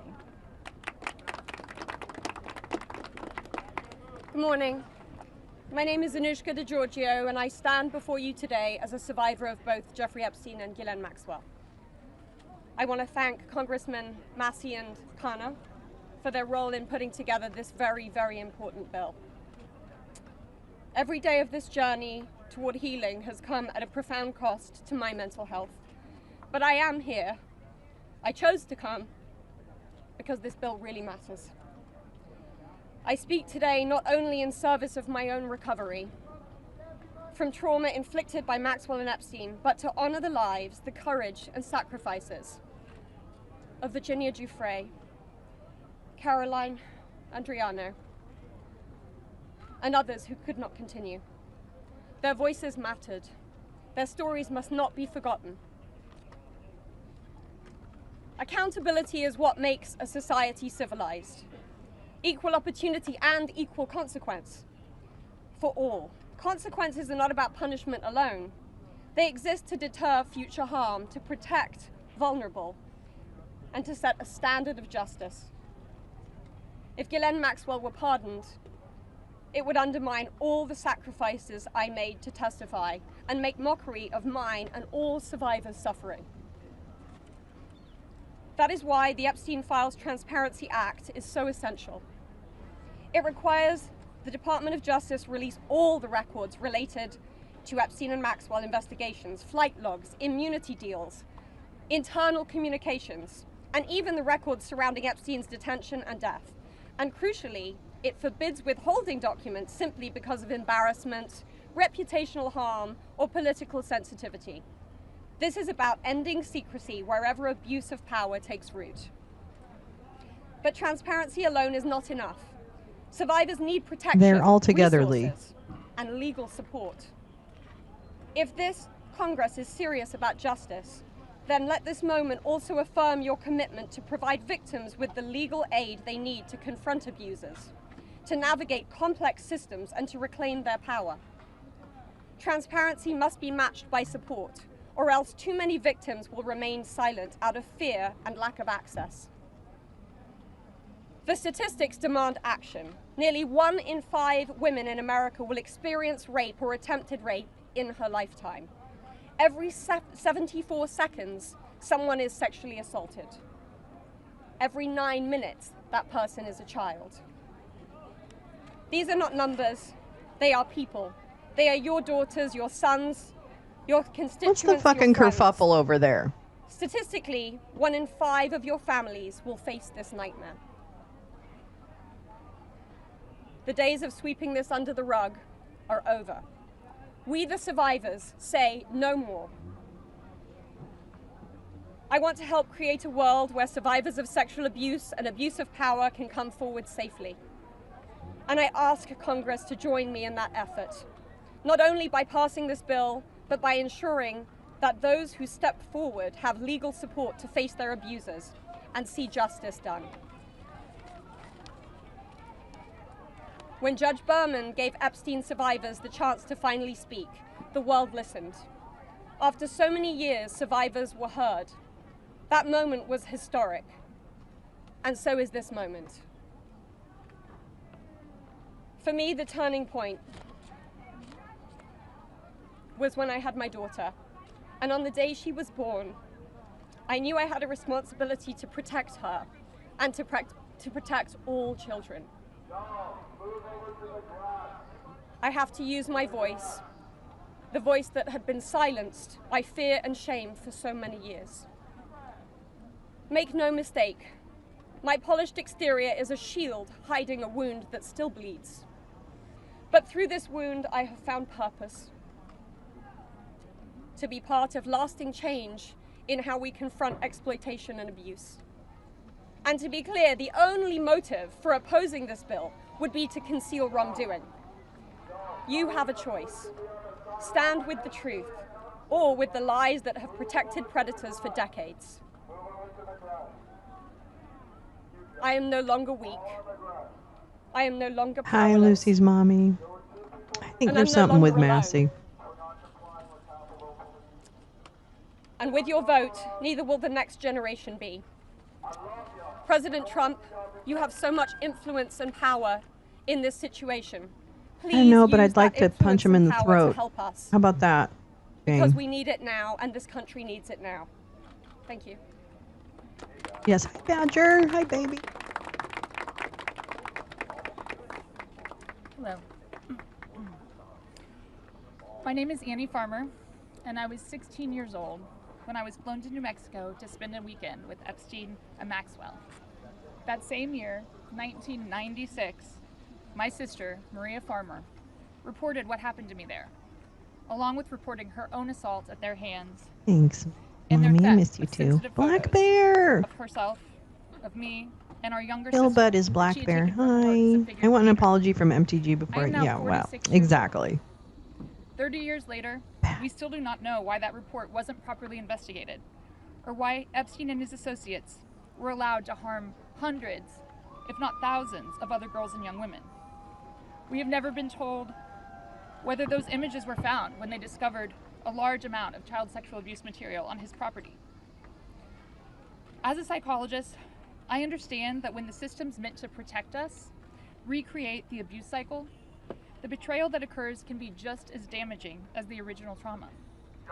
This happens when survivors of these crimes are not believed, when our well-being is not weighed as heavily as those who have more resources or more privilege, and when perpetrators of these crimes are given a platform rather than the survivors of them. For so many years, I think they're doing a it march felt like after, Epstein's which is criminal why the behavior megaphone was an guy open secret. probably. Not only did many others participate in the abuse, It I is mean, clear Carrie, you're that right. I many think they were just aware have of to this say interest in whatever, girls and very young women, because these guys and are chose to look the motivated other by way stupid, because it I don't benefited know. them to do so. It's so frustrating. They wanted access to his circle and his money. Their choice to align with his power left those of us who had been harmed by this man and his associates feeling very isolated. I could never have imagined being here today and this chorus of support that we have all received. I have been sent so many notes and messages from people with no direct connection to this case who've expressed their solidarity with us. And I believe that is because, in part, as Anushka explained so well, this is an extremely widespread issue of child sexual abuse, of sexual exploitation, of sexual violence. This affects almost every family in some way.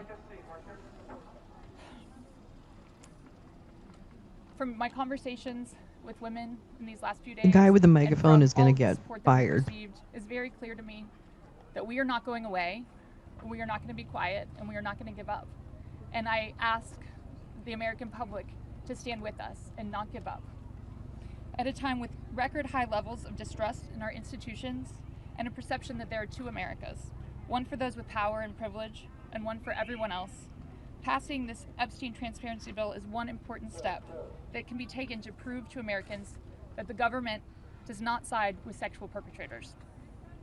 A thorough public review of this information is an important step in preventing the type of systemic failures that have occurred in this case and harmed all of us. An important step towards healing for those involved. Thank you.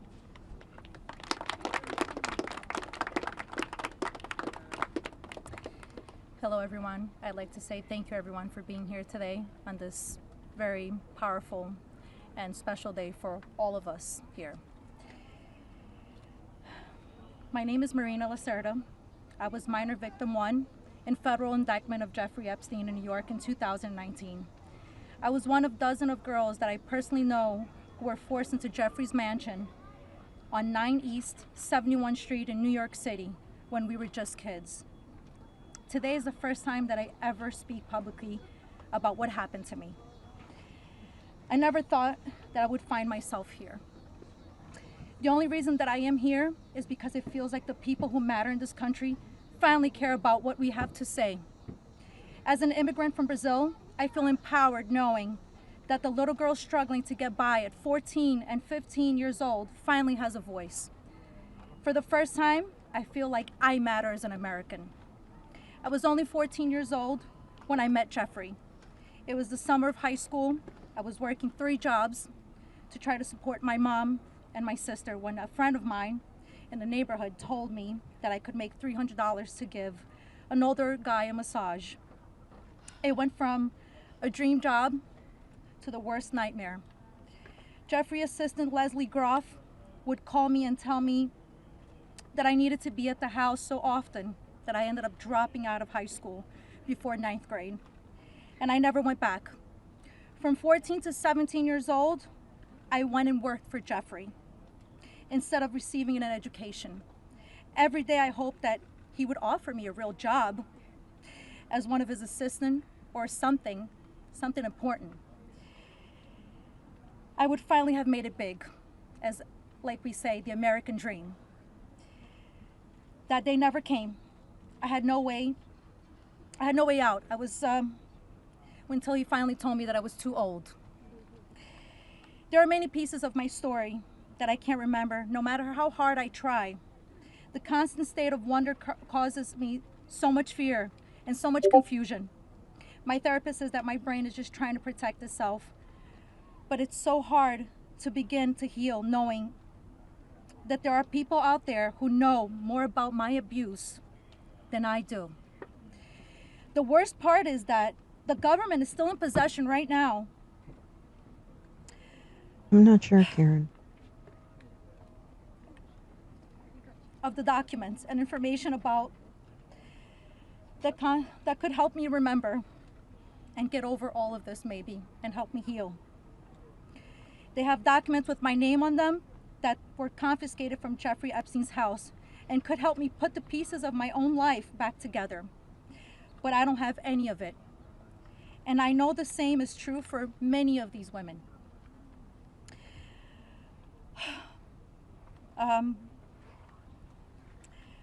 We are here to support this bill today, not only for transparency, but for the American people. But if the government is going to release these documents to the public, describing the crimes committed by Jeffrey Epstein and others, the least that they can do is give me my documents that they have about me. The other survivors deserve the same respect from our government. While our identifying information must be redacted to the public, it is equally important to provide the victims themselves with unredacted information. I will never forget when the FBI agent showed up in my door in 2008. Jeffrey Epstein hired a lawyer to represent me, or more like to represent him, I like to say. I couldn't ask any questions, and I had no idea what was going on. I was terrified. Until today, I think most of us are still terrified. I thought somebody was going to kill me. I thought something was going to happen to my sister or my mother. It went further out to even maybe thinking something would happen in Brazil with my family. And then one day, the lawyer said that everything was just gonna go away. Like nothing happened. I didn't need to testify. When I asked him why, he gave no explanation. That was it. So why? Why was I never called to testify then? We could have saved so many women. We could have saved so many lives from being abused. Why did he get away with it in 2008? Why was he able to go on in the abuse with hundreds of girls after the Florida investigation?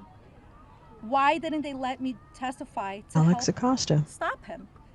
Our government could have saved so many women, but Jeffrey Epstein was too important and those women didn't matter. Why? Well, we matter now.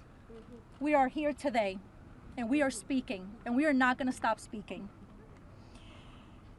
Today, I stand here with the women who have really helped me to find the strength to come out and come forward to share my story for the very first time. Together, we are stronger than ever.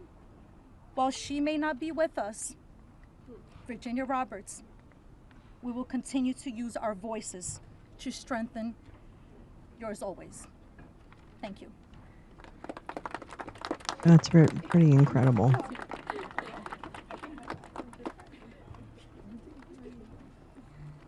Hi, my name's Courtney Wild. I just wanted to take a second and just have a moment of silence for all the women survivors that aren't here with us today, that passed away due to anxiety, depression, trying to keep up with this case. A moment of silence, please.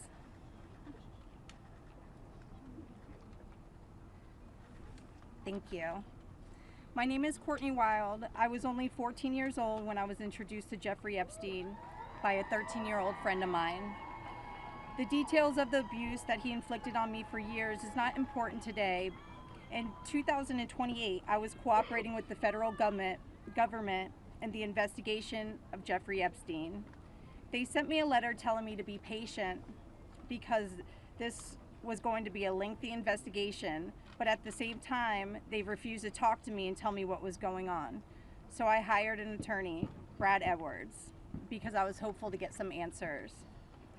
When I walked into his office at 19 I think they're years doing old, a march Brad sued after the this, government for Jay refusing Rance. to tell me what was going on under the Crime Victims' Rights Act. The only reason anyone ever found out that the government had already given Jeffrey Epstein immunity through the non-prosecution agreement was because our lawsuit forced the government to tell us. Otherwise, nobody would even know that today. Sometimes it's hard to believe that I had to sue the United States just to learn that my abuser was given immunity. I started as Jane Doe, but I decided I was proud enough to take on our country, and I was on the right side of history. We fought the government for 10 years to prove that the government violated our rights as crime victims and the crime victims' rights in order to protect a pedophile. We had to win the 11th Circuit Court Appeals to force the government to turn over thousands of pages of emails between Jeffrey Epstein and the government. Those emails provided the proof that the government worked very hard with Jeffrey Epstein to violate our rights. Why? Why did the government work so hard to protect Jeffrey and not so hard to protect me and my other innocent There's friends? the question. Why was Jeffrey so important to the government, and why was I so insignificant? Why did nobody but our lawyers care before now? It seems people have only started to care because of Twitter and politics. But I would like to say this has nothing to do with politics. This is not a blue thing or a red thing. This is an everyone thing. We can all agree on this. The injustice that has happened here. Multiple, over and over. Everybody that talks about this just seems to make it worse. We need transparency. It's time for us to see beyond the curtain. Why was Jeffrey Epstein so protected? Who is still being protected? And who protected them all, so the world can understand how Jeffrey was able to abuse so many of us for so long. I was lucky to have Brad Edwards, Brittany Henderson, and Paul Cassell take on my case pro bono and fight fearlessly over 20 years' time. I would like to thank them, and I'd also like to ask the Trump administration to please sign off on the Crime Victims' I think Rights they're just Reform hoping, Act, Black Bear. Courtney I don't Wild, think they're, I think they know what they're dealing with. Act that's we're trying to get passed here so we can close the loopholes in the CVRA case that Epstein's attorney used to their benefit to get away with this. Thank you so much.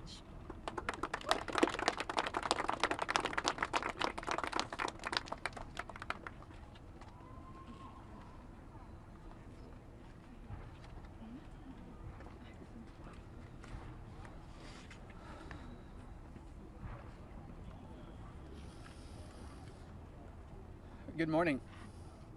First and foremost, we want to extend our deepest gratitude to Brad and Brittany Edwards, Congressman Massey and Kana, and above all, the brave survivors who have entrusted us with the privilege of speaking today on behalf of Virginia Roberts Giuffre as her family.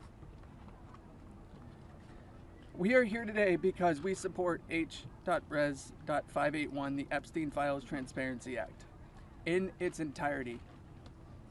But as much as this bill is about shining a light on truth, it's not just about the bill. This is about justice. This is about survivors. This is about justice against the rich and powerful who have stolen something from these women and many children at the time, their freedom.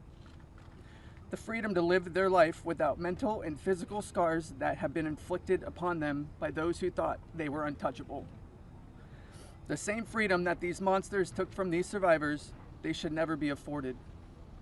They should never be allowed to continue their lives with impunity.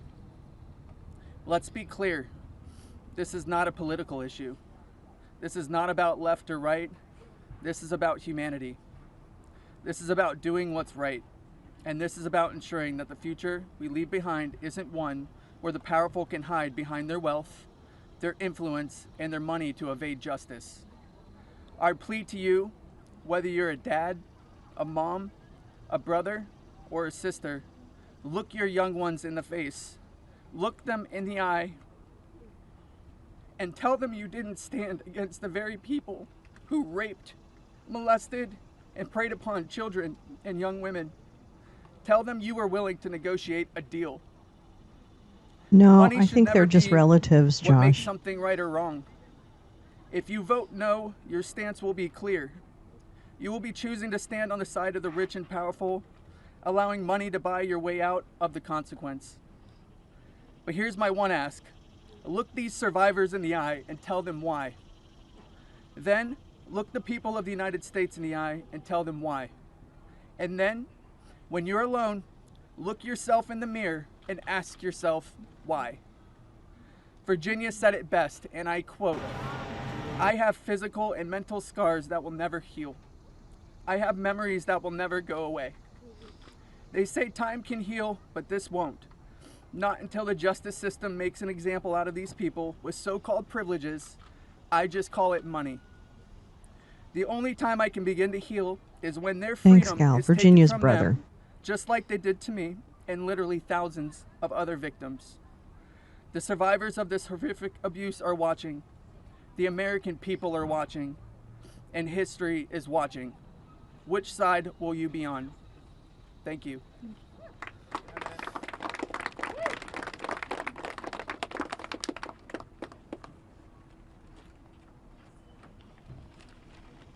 Hello, my name is Jenna Lisa Jones, and I was only 14 years old when my friend brought me over to Jeffrey Epstein's house in Palm Beach in 2003.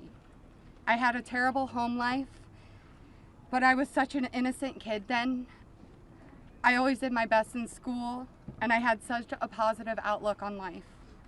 Until that day that I met Jeffrey, I have never been more scared in my life than I was that first time that he hurt me. I remember crying the entire way home, thinking about how I couldn't ever tell anyone about what actually happened in that house. This guy was so rich and had so many pictures with so many famous people, and no one would have ever believed me if I told them.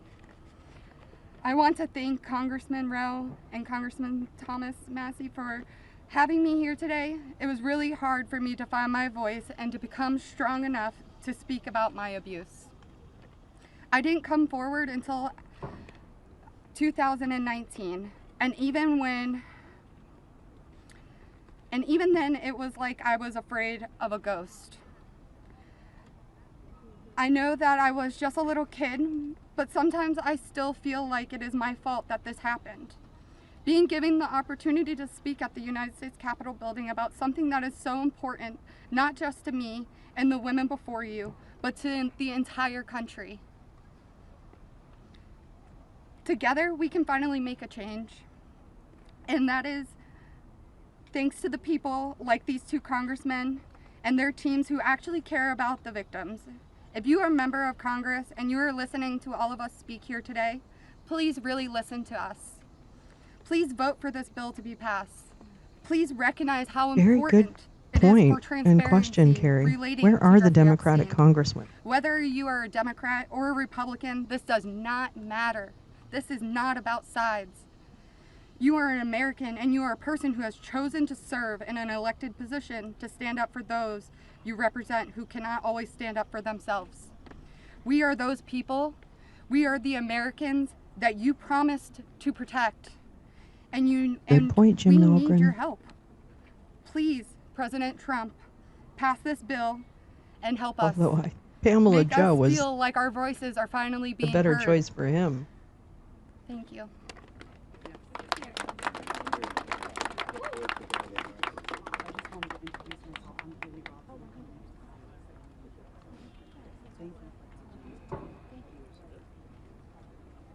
Okay, are we all done?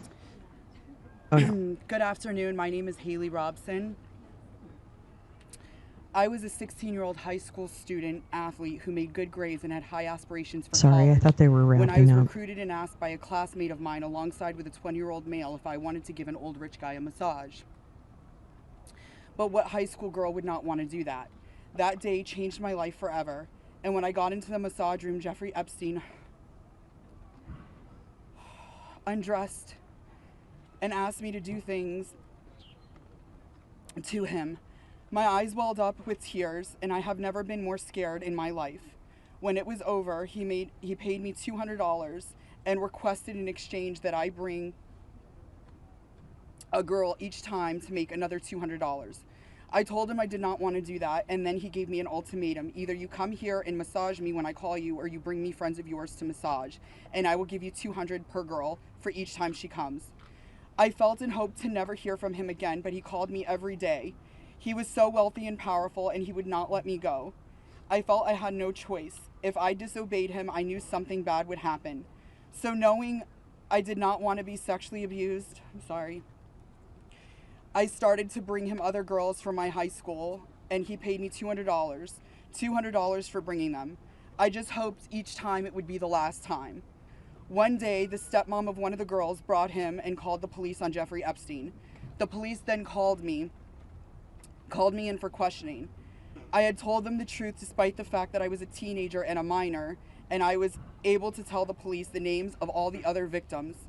The police treated me like a criminal. That makes sense. I had, by meowing this stuff. time, had turned 18. I had been with Jeffrey since I was 16 and for 2 years. So they had told me so they told me I was going to be arrested. My name was then distributed to the press as a co-conspirator of my abuser, who I detested. This is so my entire fucking world incredible. was crashing in around me, and I started being threatened and bullied, till this day still receiving death threats. I was singled out and for many years had to suffer a smear campaign of lies about me because of the way that I was portrayed by the press. The press made me out to be a predator when I was just a 16-year-old little girl who was sexually abused by a powerful man and an evil man. For years, I had no friends.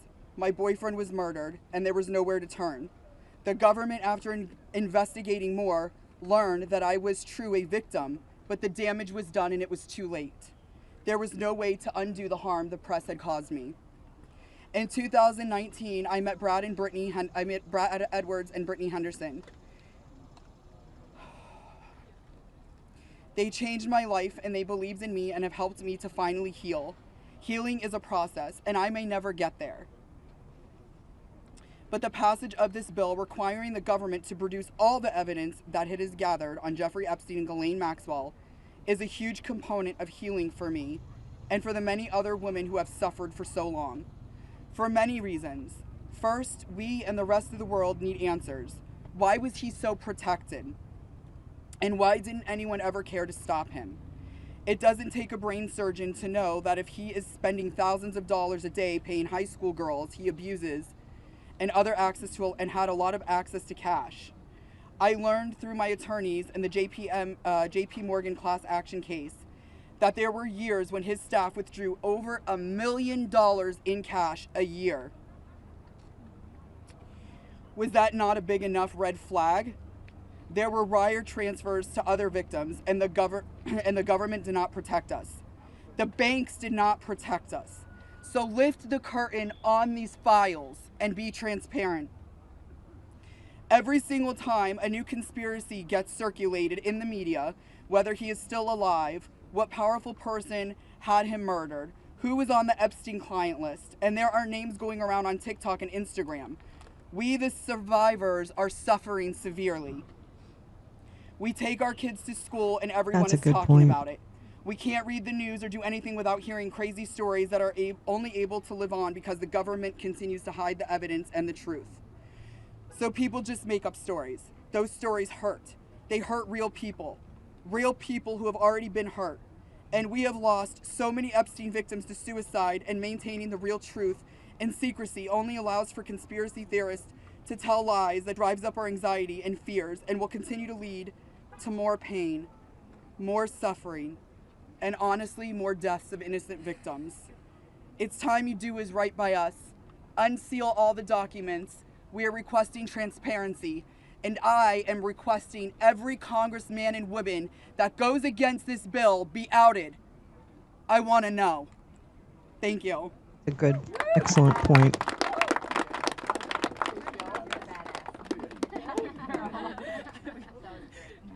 And that has to be... I couldn't do that. I'm sorry.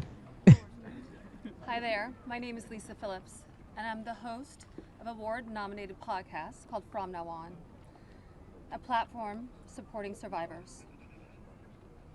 I want to thank all of my survivor sisters who came before me today. I'll be very short. In the year 2000, I was taken to Jeffrey Epstein's island while on a photo shoot on a nearby island.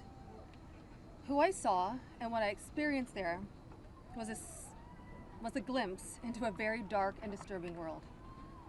For years after, I tried to avoid Jeffrey, but he had introduced me to Katie Ford, the owner of the Ford Modeling Agency. Epstein's reach went to the very top of fashion, arts, and entertainment. This did not just happen to underage girls in Florida. In New York City, hundreds of young, ambitious women were abused by him. Epstein was not just a serial predator, he was an international human trafficker. And many around him knew, many participated, and many profited. and yet he was protected. So I stand here today for every woman who has been silenced, exploited, and dismissed. We are not asking for pity. We are here demanding accountability, and I'm demanding justice. Congress must choose. Will you continue to protect predators, or will you finally protect survivors? And also, I would like to announce here today, us Epstein survivors have been discussing creating our own list. We know the names. Ooh. Many of us were abused by them. Now together as survivors, we will confidentially compile the names we all know who were regularly in the Epstein world. And it will be done by survivors and for survivors. No one else is involved. Stay tuned for more details. Ooh. Oh. Oh. Oh. Oh my gosh, people have voices? Hello, my name is Shantae Davies, and I'm here before you today as a survivor of decades of pain, trauma, and betrayal at the hands of Ghislaine Maxwell and Jeffrey Epstein, and the people who enabled them, and a government that for far too long refused to help. In 2002, I was living in California, a young woman with high aspirations of becoming an actress. I was already beginning to make a name for myself in the industry. A person I trusted, someone I thought was a friend, invited me to meet a powerful woman who could help advance my career. That woman happened to be Ghislaine Maxwell. I was asked to give her a massage, though I had almost no experience, and when I did, she praised me and promised introductions to someone enormously powerful, someone who could change the course of my life, and that man was Jeffrey Epstein. At first, I was an excited young woman on top of the world. Epstein flew me to his private island. He listened to my dreams, promised to help, but his promises came with a catch. The abuse began. He told me to keep it secret. He manipulated me with quid pro quo I did not consent to, but I felt I had no one to turn to. He was too powerful. I was just one of the many young women trapped in his orbit. I was even taken on a trip to Africa with former President Bill Clinton and other notable figures. In those moments, I realized how powerless I was. If I spoke out, who would believe me? Who would protect me? Epstein himself was the most powerful leader of our country. Epstein surrounded himself, with the most powerful leaders of our country and the world. He abused not only me, but countless others, and everyone seemed to look away. The truth is, Epstein had a free pass. He bragged about his powerful friends, including our current president, Donald Trump. It was his biggest brag, actually. And while what I endured will haunt me forever, I live every day with PTSD. I live as a mother trying to raise my child while distrusting a world that has betrayed me. This kind of trauma never leaves you. It breaks families apart. It shapes the way we see everyone around us. But one thing is certain, unless we learn from this history, monsters like Epstein will rise again. There are files, government files, Agreed, that glue hold the stick, truth my about God. Epstein, It's who he like, knew, whatever. who owed him, who protected him, and why he was allowed to operate for so long without consequence. Why was Maxwell the only one held accountable when so many others played a role? Why does the government hide this information from the public? This secrecy is not protection, it's complicity. And as long as the truth is buried, justice will remain out of reach. That is why this bill matters. Passing it will, bless you, ensure that the suffering of survivors is not in vain. Passing it will bring accountability, transparency, and prevention. It will help protect the next generation of predators who seek to place themselves above the law through wealth, influence, and connections. This is not just my story. It is about every survivor I agree, who carries Lucifer's invisible mommy, scars. unfortunately, It's just about the been weight we live with so daily. It destroyed. is about the families broken and the future stolen. So I ask you, President Trump and members of Congress, why do we continue to cover up sexual abuse and assault? Who are we covering for? Let the public know the truth. We cannot heal without justice. We cannot protect the future if we refuse to confront the past. Thank you. Ron Wyden on the Finance Committee. I guess he's launching an investigation into the Epstein stuff. Courage and strength that the I think it's all important. We now will take a few questions. You can always get Congressman Massey, me, or Congresswoman Green in the hallways and other places. If you have questions for us, that's fine. But I wanted to see first if you have questions for the lawyers and the survivors, and Brad will facilitate any of the questions to the survivors. Yes? Yeah. This question would be for the survivors, Mr. Edwards. The president has said that this Epstein issue is a hoax, is the words that he used. Can we get your reactions to what you think when you hear him say that? Oh, I'll answer that. Mr. President Donald J. Trump, I am a registered Republican, not that that matters because this is not political. However, I cordially invite you to the Capitol to meet me in person so you can understand this is not a hoax. We are real human beings. This is real trauma. What does it feel like emotionally to hear that? Devastating. It's being gutted from the inside out. Not that I would know what that feels like, but I imagine it's the anxiety buildup with the depression and the survival mode, and then your nervous system goes limp and ironically is shot. And it feels like you just want to explode inside because nobody, again, is understanding that this is a real situation. I can imagine it's These like women are screaming real. into We're the here in void. person. To say that it's a hoax is just not. Really? I don't get that vibe. I get the vibe that they're just, it's a necessary evil, that he's part of it. I don't feel like they're being praising anything he's done. Hear us for what we have to say. So I'm not really There is no sure. hoax. The abuse was real. Now, what goes on behind closed doors, I can't speak for that. But it's interesting. What I understand happens around the the world vibe, but politically, I cannot speak I'm not for really that. getting that. But I'm not getting that they all of these women, think including our that Trump attorneys, is, and I would be more than happy to meet with him, and I will meet You him know. halfway. I don't know. Ms.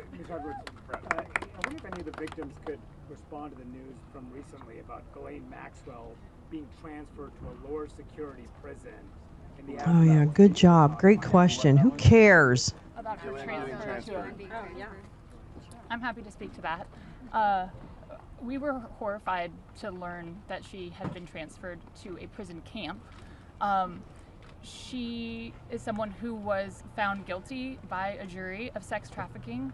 She not only, we often hear that she procured women for Jeffrey, which I think is a very sort of polite and minimizing term. She also participated in the abuse. She was a major architect of the scheme.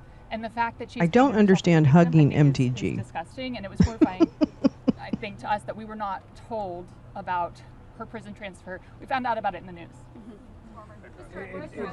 1 minute, I think Anushka maybe. So, Anushka DeGiorgio, I testified alongside Annie at the trial of Ghislaine Maxwell.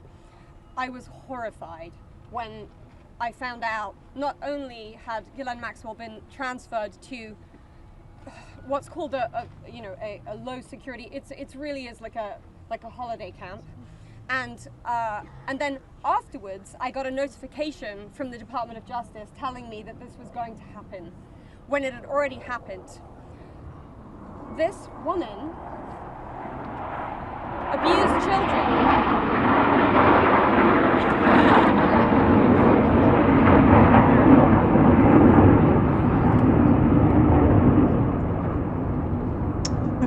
I was abused by Jeffrey Epstein and Ghislaine Maxwell for over 10 years. Ghislaine Maxwell was present for some of my abuse at the hand of Jeffrey Epstein. She was present, she was complicit, she was enabling, and it is appalling and disgusting. And it's one of my worst nightmares that she not only be transferred, but at the possibility that's very much going around that she might be pardoned. This is not okay, guys. This is not okay. And I just want to add that I think it sends a very dangerous message to our country, to the young people in our country, that someone that we all know is aware of these crimes could be given a pass. And just for the last survivor who just spoke. Yeah, right? The last survivor who just spoke, she said that Epstein would brag about her relationship with Donald Trump. Could she please elaborate about that? Shante. The microphone. Get close. Yeah, I did say that. What the fuck?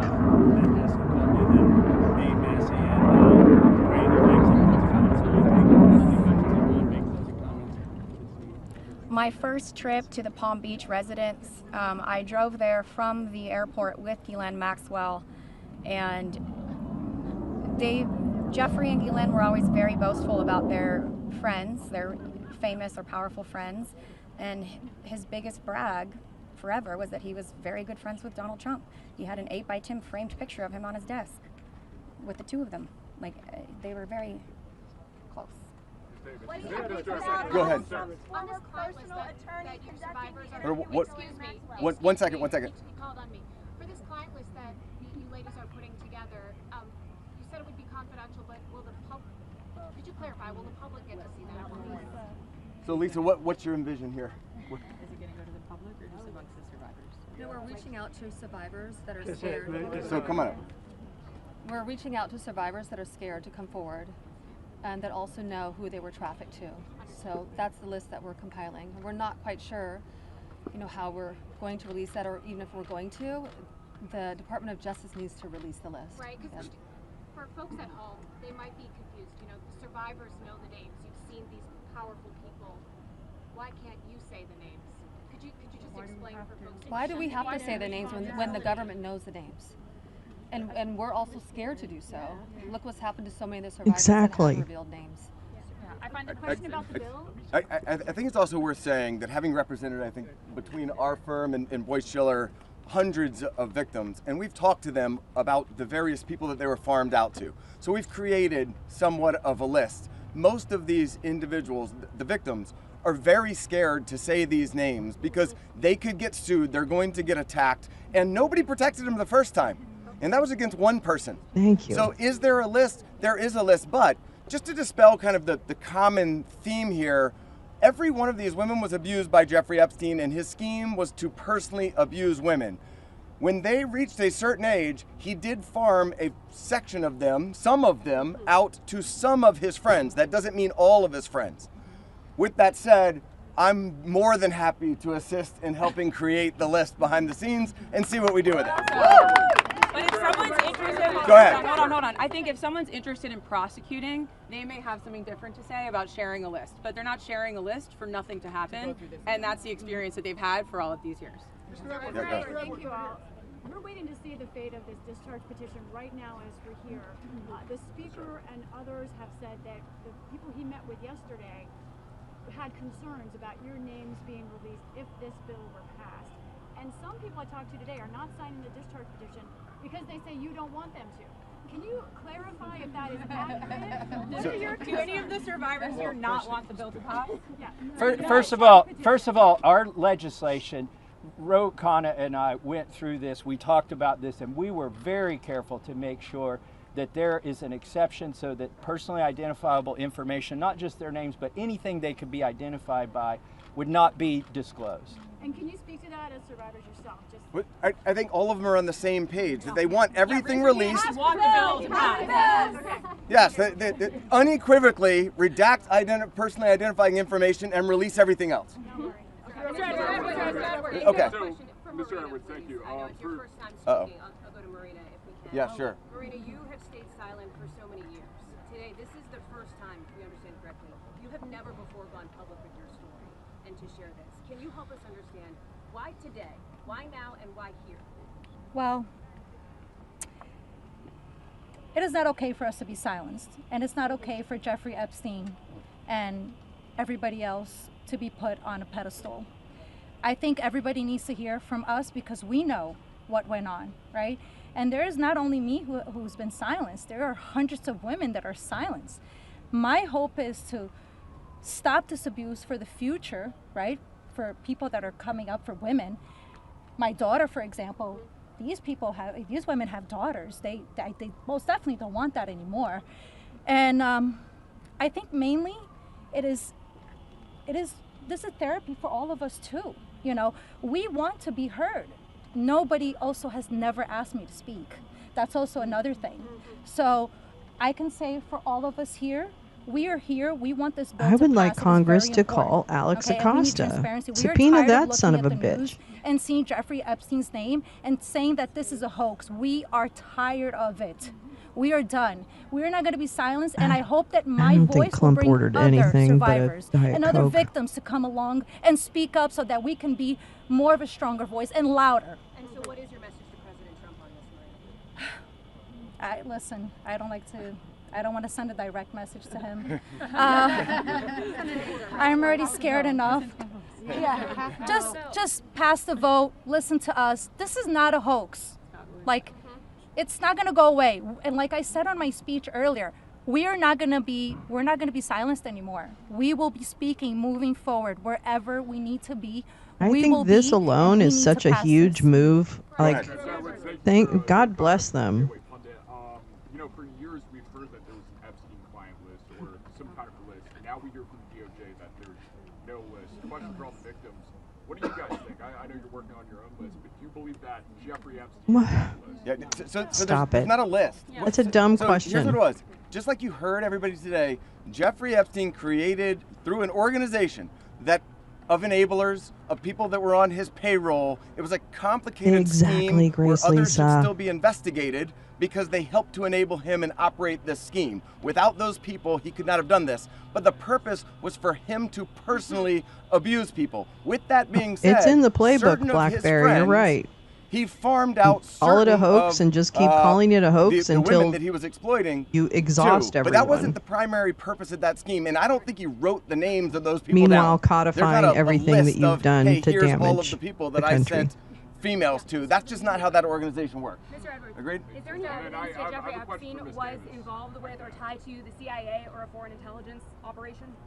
I think that the safest thing for me to say is all files should come out, whether it is with the CIA, FinCEN, SEC, FBI. I'm not just making these up haphazardly. Yeah, what about the SEC? Giving you a What roadmap the where to look. fuck? Go ahead. What about the...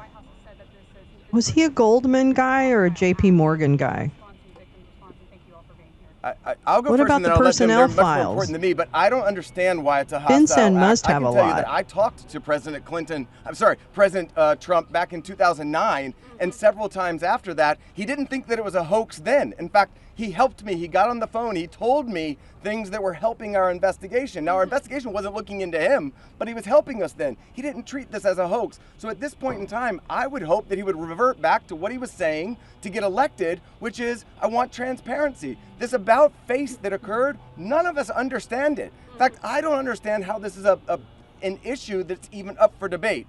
How do you not stand behind these women after you've heard their stories and know that hundreds of them were abused, and it was only because files are being kept in secrecy? The world should know who he is, who protected him, and the other people that are out there to be investigated need to be investigated. Sir, question for Ms. Davis. Good. Are there any people who are currently serving in government who are named, who you know of, are in these files, who you had relations with? Our nut liquor. Who Jeffrey Epstein connected you with? Are you willing to say yes or no? I don't think I can answer that. Mr. Edwards, Sorry. you represented Virginia Roberts Dufresne, correct? Because they're saying they're being scared to talk. I think she's referring to my speech. She's very good. Hi, Anushka DeGiorgio. I have been threatened. I was threatened by phone. My daughter was threatened when I was volunteering to participate in, by means of being a witness in a civil lawsuit that Virginia Dufresne was bringing against Ghislaine Maxwell. I have been followed. I have been stalked. I have been followed not only by journalists, but by people who do not get out of the car and do not try and talk to me and just drive behind me as I drive my daughter to school. So the fear is very real for us. I have also been in multiple situations with both Jeffrey Epstein and Ghislaine Maxwell, where they have been direct and indirect about implying and saying that if I was to talk, if I was to bring any kind of trouble, then there would be severe consequence, including death. Just to add to that, Maxwell also threatened my sister Maria Farmer. When the FBI did nothing about her initial report, we did. She reported individually at that time, and then in 2002, we spoke to a reporter at Vanity Fair, telling our stories, fearful that perhaps other people were being harmed. We were not. We believed that was going to make a difference. We believed that would be put in print, and Yeah, that story Meowing was crushed. Star, And it that's a was good because one. of That's a their good power. recall. And the message that we got from that was direct threats from Maxwell to my sister about her well-being and her safety and that of our family. So there have, I think many people have similar stories of threats. That has been a very real part of this case. Go ahead, over here. Do any of today's survivors speaking, did anybody here ever have any connection or interaction with Epstein's alleged financier, Leslie Wexner? No. Do you want to address Well, that? I just want to say one thing that's Oh, very that's clear, the people Financial say, Crimes Enforcement share Network.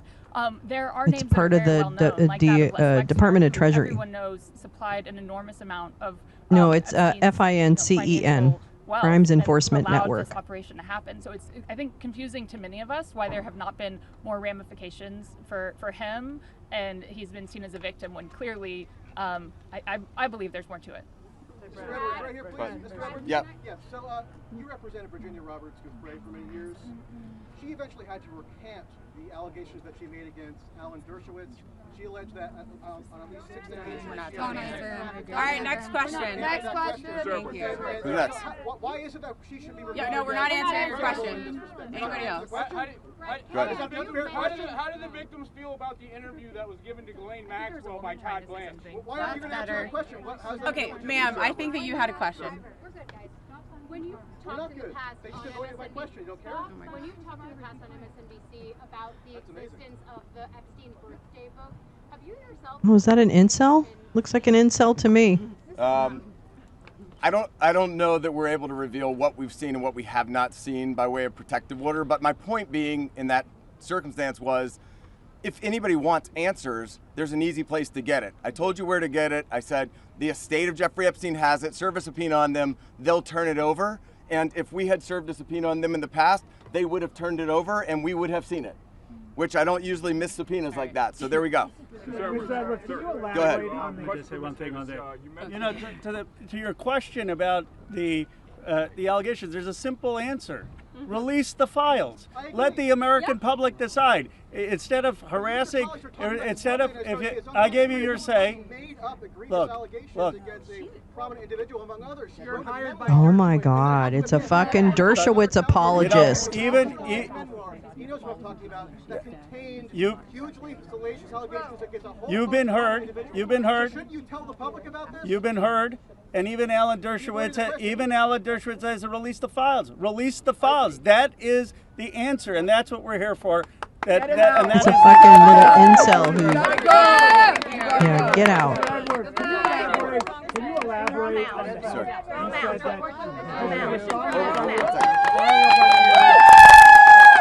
Fucking man. You said that Donald Trump gave you help in 2009. Can you elaborate on your interactions with Donald Trump back in 2009? And for any of the victims, did anyone ever see the president, but then not president yet, but did anyone ever see Trump with Epstein in any way?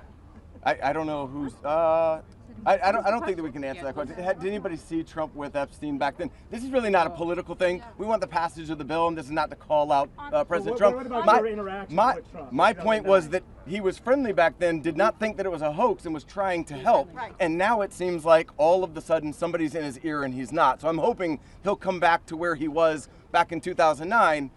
Be on the side of the victims and stand with us. Go ahead. Yeah, a man drops by to abuse these women again.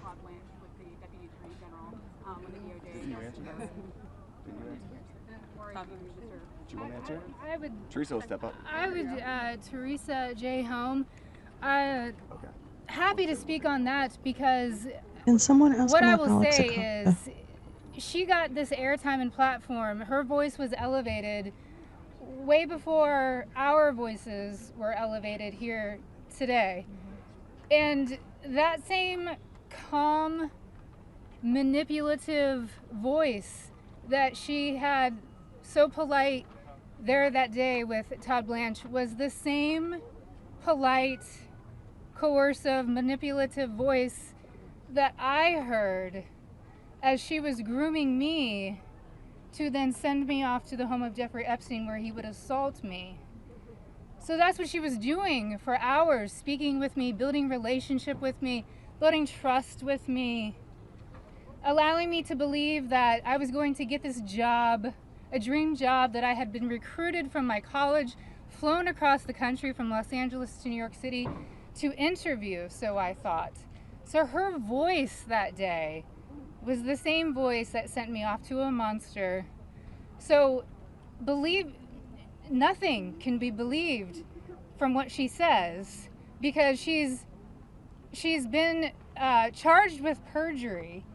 I myself could sit there and listen, and as I did, I sat there and listened to this woman's voice lie. And there was no pushback from Todd Blanche, because does he even have the facts to be able to push back on her? We could sit there and push back. Why didn't we get to attend that? Why weren't we there that day? Or why wasn't even one of us consulted prior to that day? Yeah, why weren't any victims' lawyers and present? Why on earth has she been moved from Florida to her? It basically is prison spa. I mean, you know, let's be real. None of us were consulted. I found out, just like everyone here found out, through the media, through all of you. We found out about Gilan's transfer. So I'm very angry to sit there and listen. The feelings that come up listening to this woman's voice is repulsive. Yes, I would say it's triggering. We all work very hard on healing, and it still gets to us after 2 decades. It's a very long answer, but it's repulsive to sit there and listen to her voice in her interview. Can we take two more questions? One over here. My reporting in Vanity Fair directly led to a $100 million payment from J.P. Morgan to the Virgin Islands. Will you go after the DOJ, the FBI, because they're sitting on evidence? I've held the evidence in my hands. Can you speak to that? I think that there's nobody that's immune from us going after them if there's a legitimate action to take. So to the extent that that evidence exists, then show it to us, and we'll help in every way we can. We stand with the victims. Okay. One more. Can the survivors speak to, speaking of being threatened and being afraid to come forward with the story, to the case of Katie Johnson, who alleged that Donald Trump and Jeffrey Epstein? I don't think we can talk about. I don't think we can talk about that case. I do think it's worth saying, though, despite the comments that he made, Virginia Roberts Giuffre is an American hero.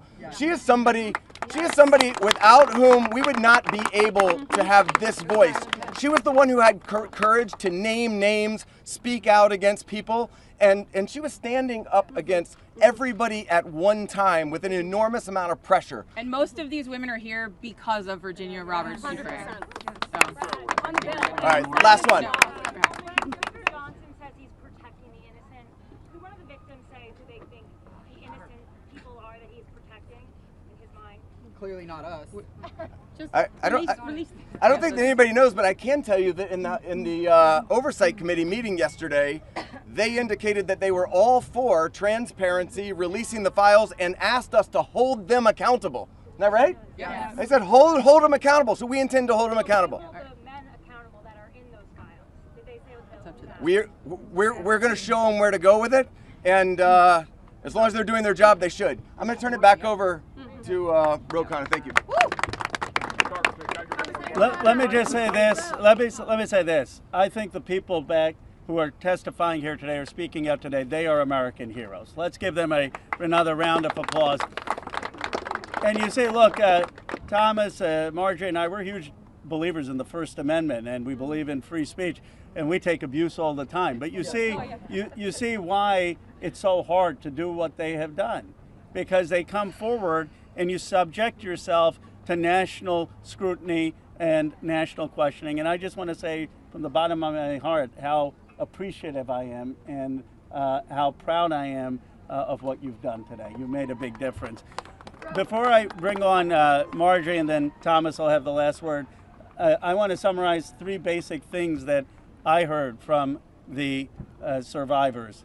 First, they want to know why our government covered up for someone rich and powerful. Why is it that we have 2 Americas? People say, why do you need to release the Epstein files if Epstein is dead and Maxwell is in jail? Because we don't know who all was involved in the cover-up. Why are there rich and powerful people who didn't have justice? Not one person has said Alex Second, Acosta. many said it's important for their own closure. They don't know their own abuse. They want to understand what's in these files for themselves. And third, we heard that there are many others who obviously were involved. And they want to know, and the American people deserve to know what was there in those files. I actually think they're helping us come together as a country. I've never done a press conference with Marjorie Taylor Greene before. I've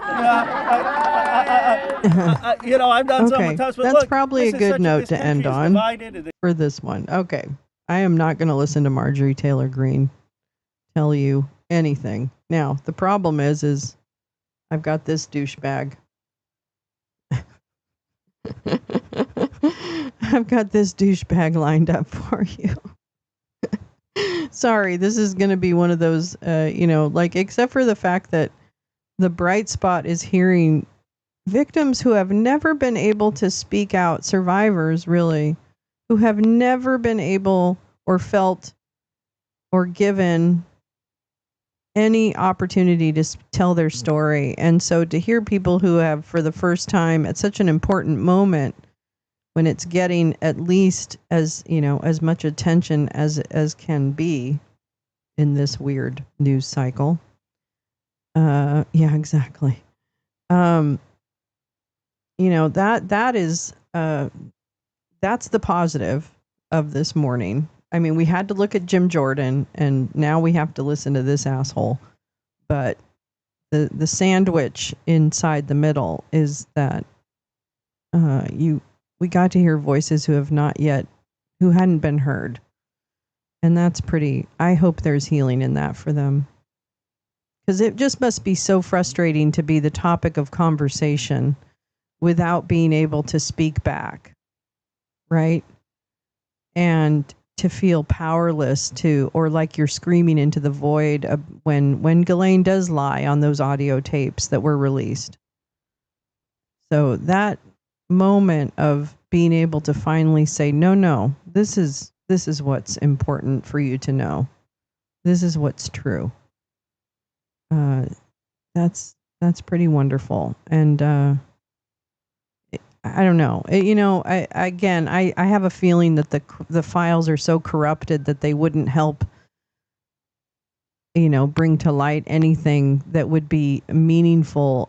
I mean, I think that there needs to be a congressional investigation, into Alex Acosta and that entire Palm Beach bullshit. Not to mention a multitude of other things that happened, but that to me seems just this topic that no one will fucking talk about. Like they just won't fucking talk about it. It's fascinating to me. And frustrating. At the same time, I am interested, and we should go back to the Dave Troy piece, because I'm kind of interested to follow his line of thought around, what this means in the kind of larger level. Maybe our allies have copies of the files. It was a global crime ring. I mean, I just don't even know. Aside, yay, Lolo's Lounge, yay. Yay, Wake and Bake. Yay. Thanks. That's nice. Katie Johnson is who I meant that said she was abused along with 14-year-old Maria by Dump, who threatened to deport her and her family if she told. I do recall that story.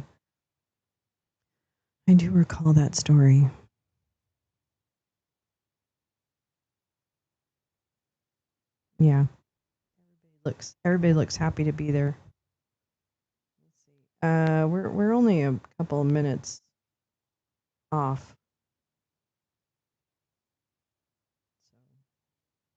This is the President of Poland. That's right. President of Poland. Whoop, whoop. Coming right up. Beautiful day in Washington, D.C. My goodness. What a nice day. Dump doesn't need Epstein to be known as a rapist. Yeah. He did a good job with that, right? Gave me a little different pronunciation. I said I want to get it perfect. Did I get it right? Yeah, good. Yeah, sure. I gotta get it right. And the president's been amazing. He had an incredible race. He came from behind and he won very handily. The people of Poland have taken to him immediately. They really love him.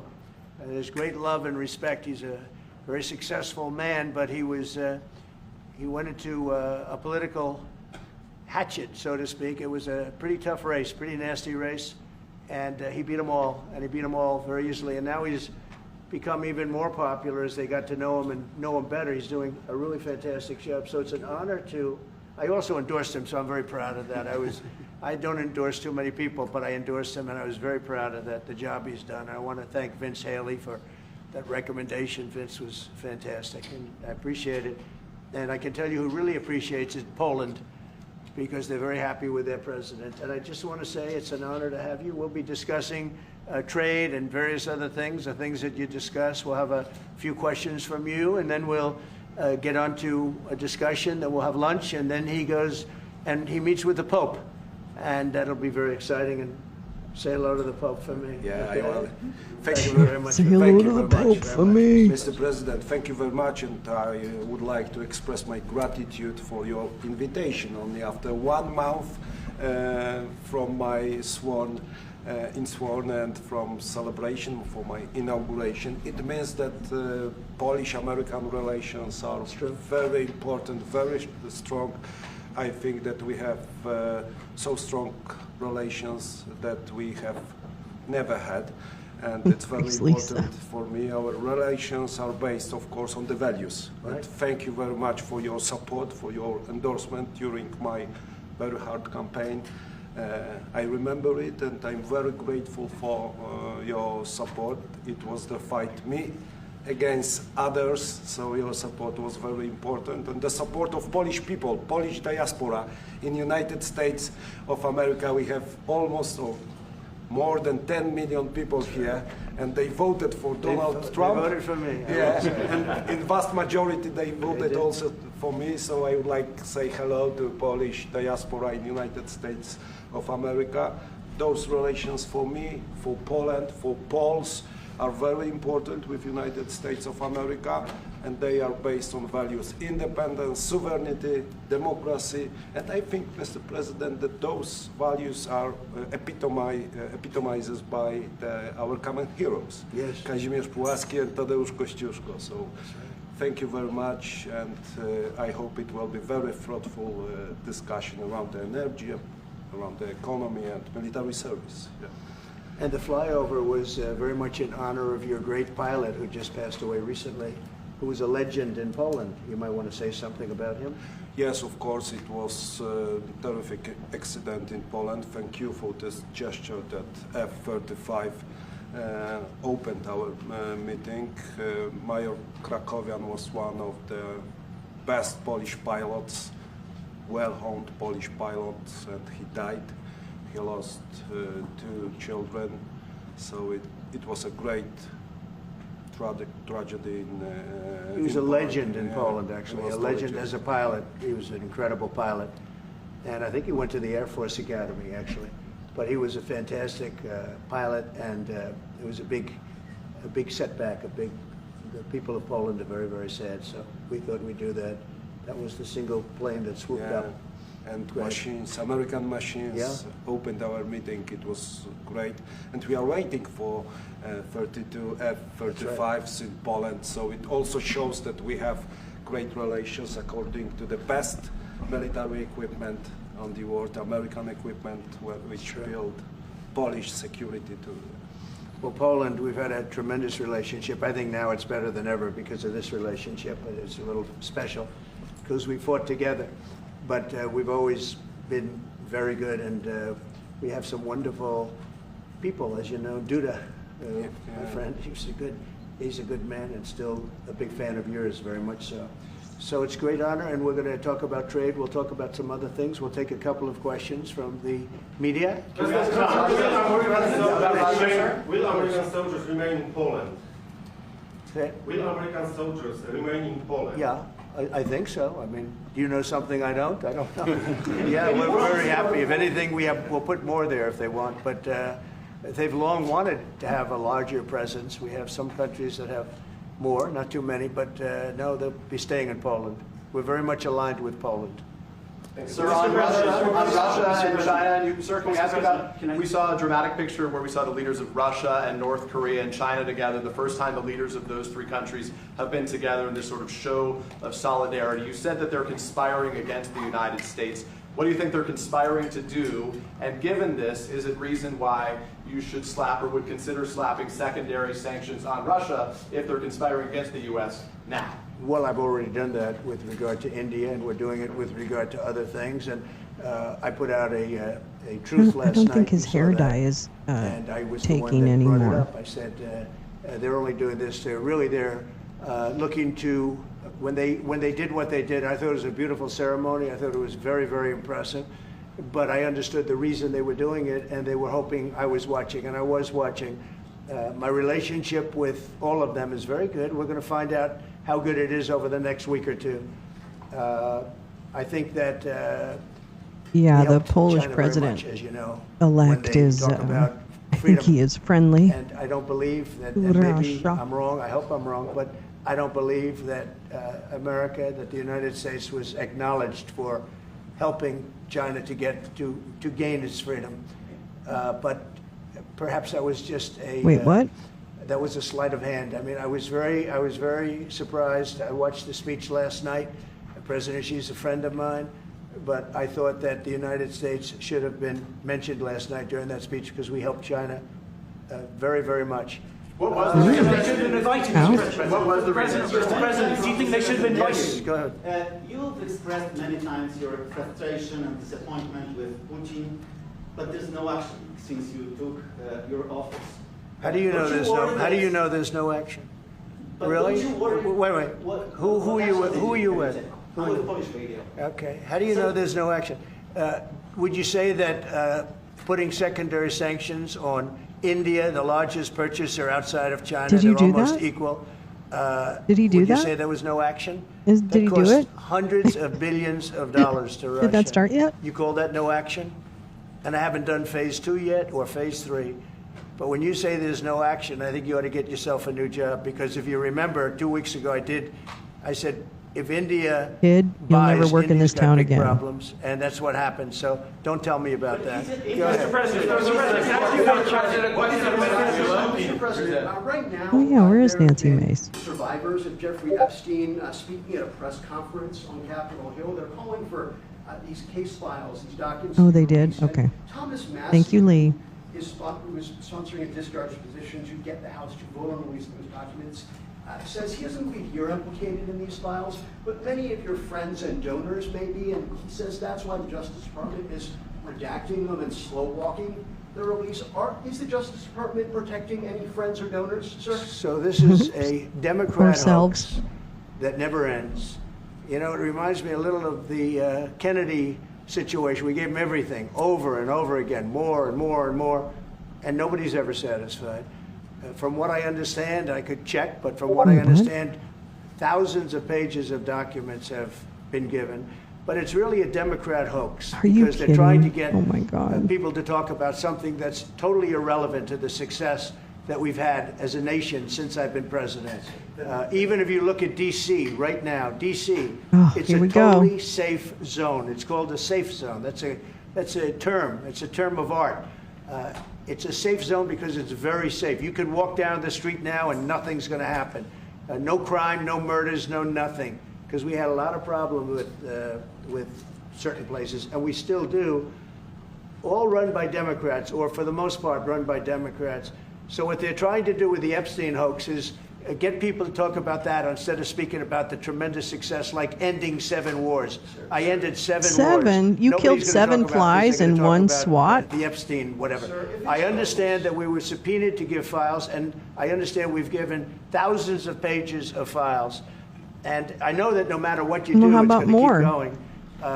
Wait, so you're saying there's more? I think it's enough because I think we should talk about the greatness of our country and the success that we're having. I think we're probably having, according to what I read, even from 2 people in this room, we're having the most successful 8 months of any president ever.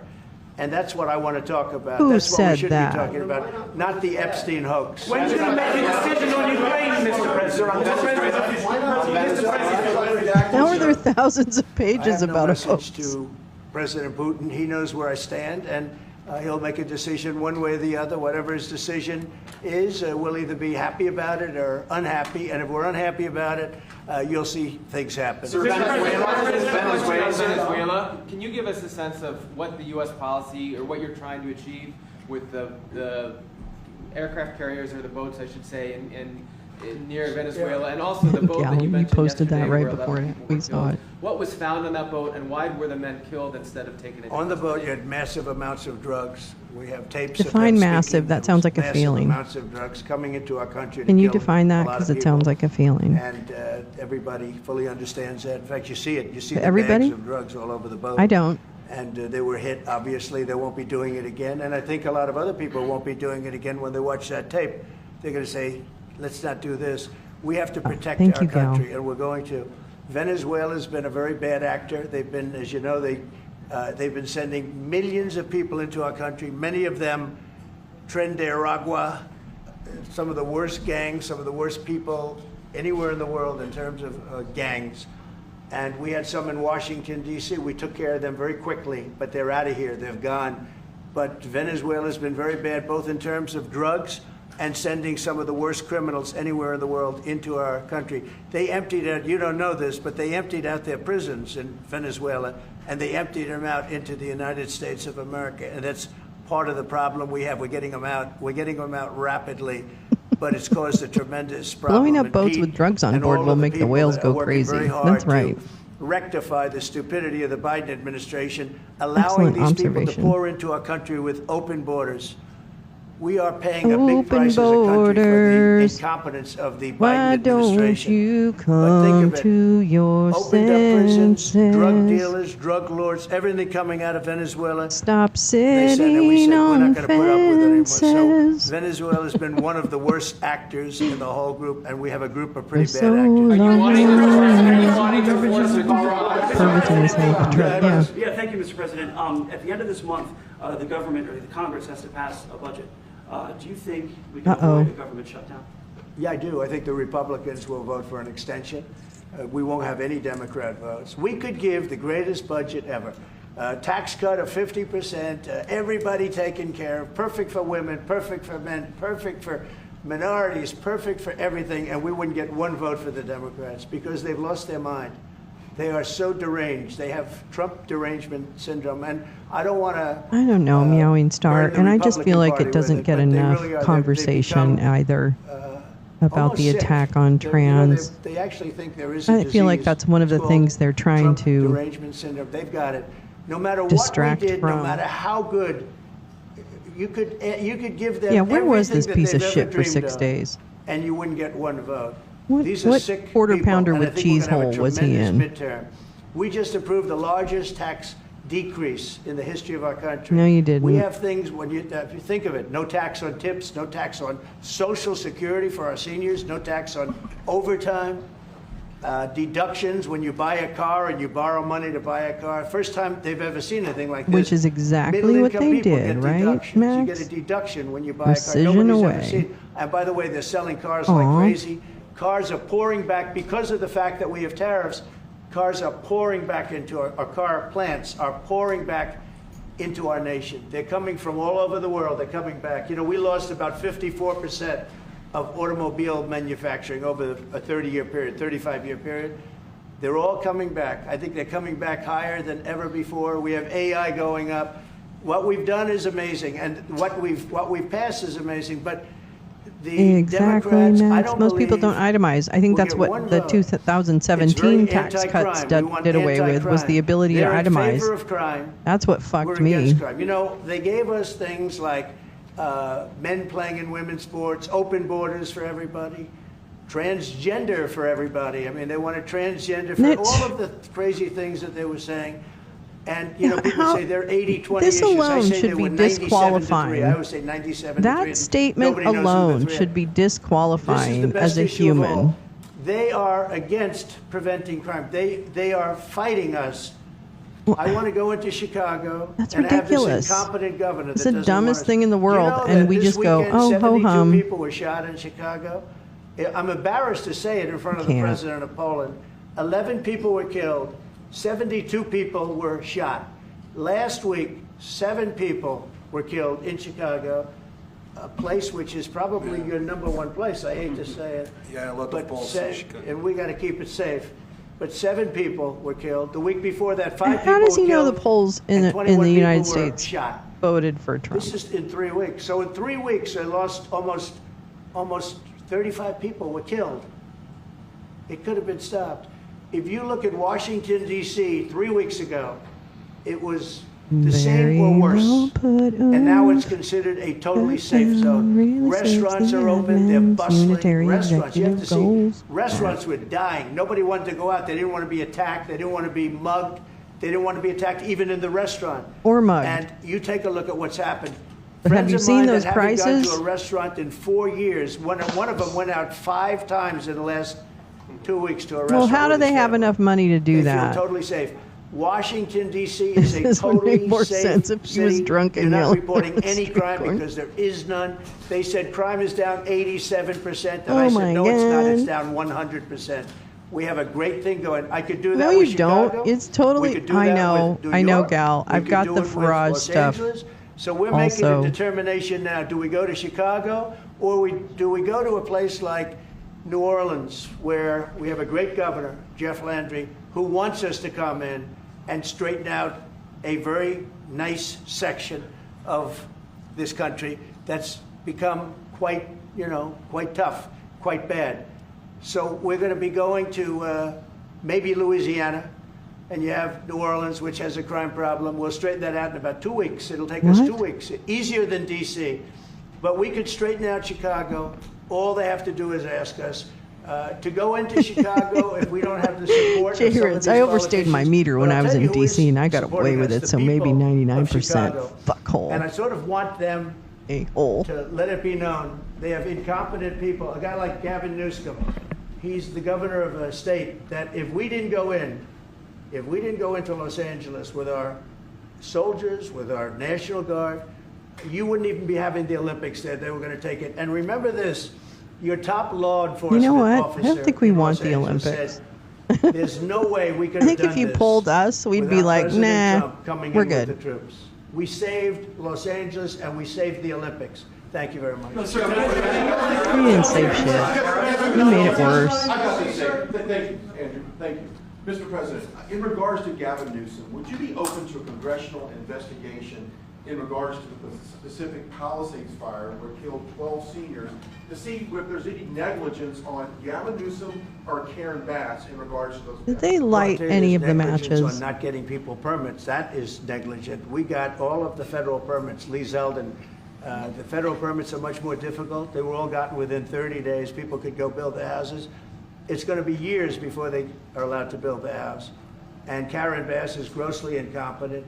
And Newsom, this is a very incompetent guy. Thank you very much. I watched him with the hands. What's I'm the saying, next what's going question? on with the hands? There's something wrong with him. Do you watch him? There's something wrong with this guy. But more importantly, Please, let there be he something didn't wrong allow with the this water guy. To come from the Pacific Northwest. You know, they have tremendous amounts of Okay, water. I don't in think this California. really People don't happened, know. right? They Wasn't send this the already water out to debunked? the Pacific Ocean. I know, the So I new demanded leader it of be Poland open. just If that sits there. were open during the fire, before the fire, you wouldn't have had the fire because all the sprinklers would have worked in the houses. They had no water. Wait, They what? had no water No, in the there was fire water. hydrants. No, there You was wouldn't have had the water. fires. It would have been put out after There was one house, water. two That was houses. Brian But Glenn. he stopped the water from coming in. And I It's had to Brian send in Glenn. the military to have that water opened 10-10. after the fires. And now they have water, but he should have more because they've restricted. They How still about the poor restrict it. translator? There's something wrong with these people. There's something really wrong. As to investigation, I view it as Perseveration. a gross incompetence. I view it as an ideology that's wrong. Didn't. It's a I radical don't think left there was ideology. one.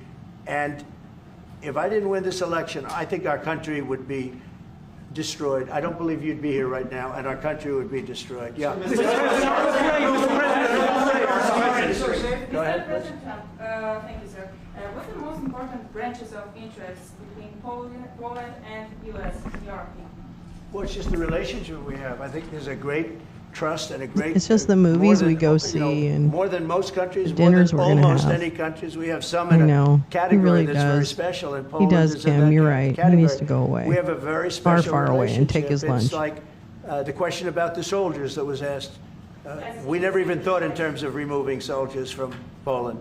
We do think about it with regard to other countries, but we would never know. We're with Poland all the way. Oh my God, we Kim! will I saw a help big Poland shot protect of the itself. whole wall. The whole wall is covered in that gold I would scroll. like to add something. Yeah, of course, security is most important also for our relation. And I'm a historian, as you know, maybe, Mr. President knows.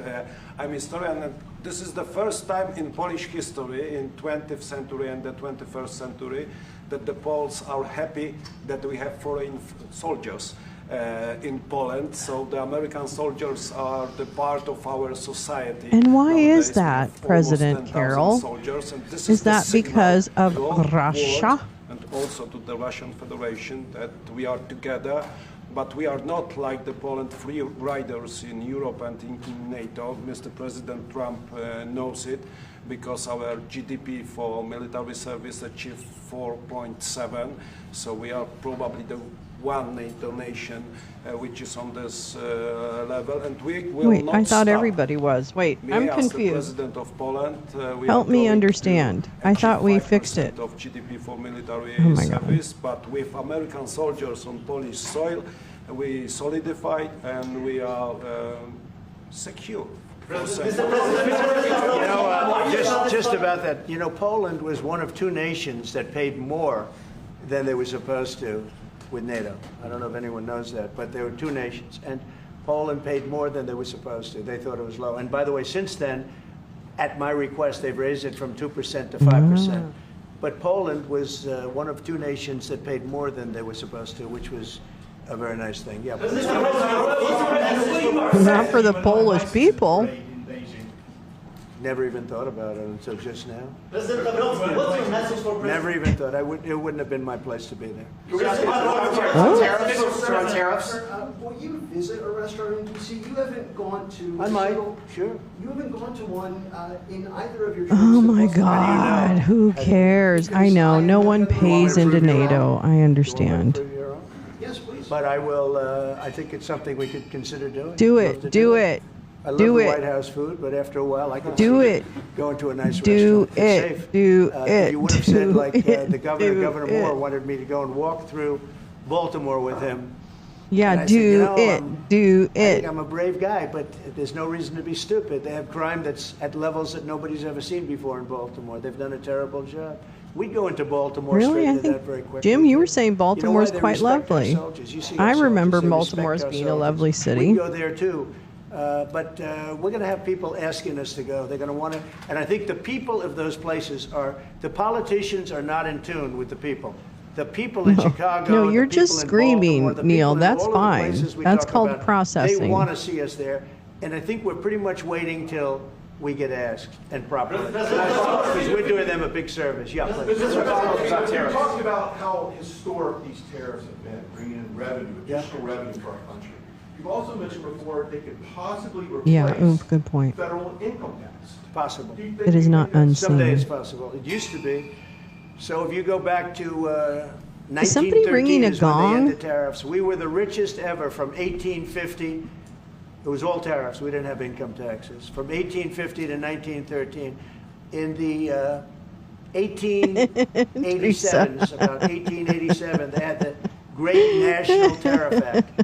And it was a group of people that got together because our country was so rich, they didn't know what to do Oh, with the Alan money. Fun. Is We that had the so guy much from money, Candid Camera? They didn't know what to do. It was a group of very prominent people that were set up to hand out money to everybody because we were the richest we ever were. Proportionately, we were in 1887 around that Grandpa's time. on his Even in tariff 1913, we ended them in 1913.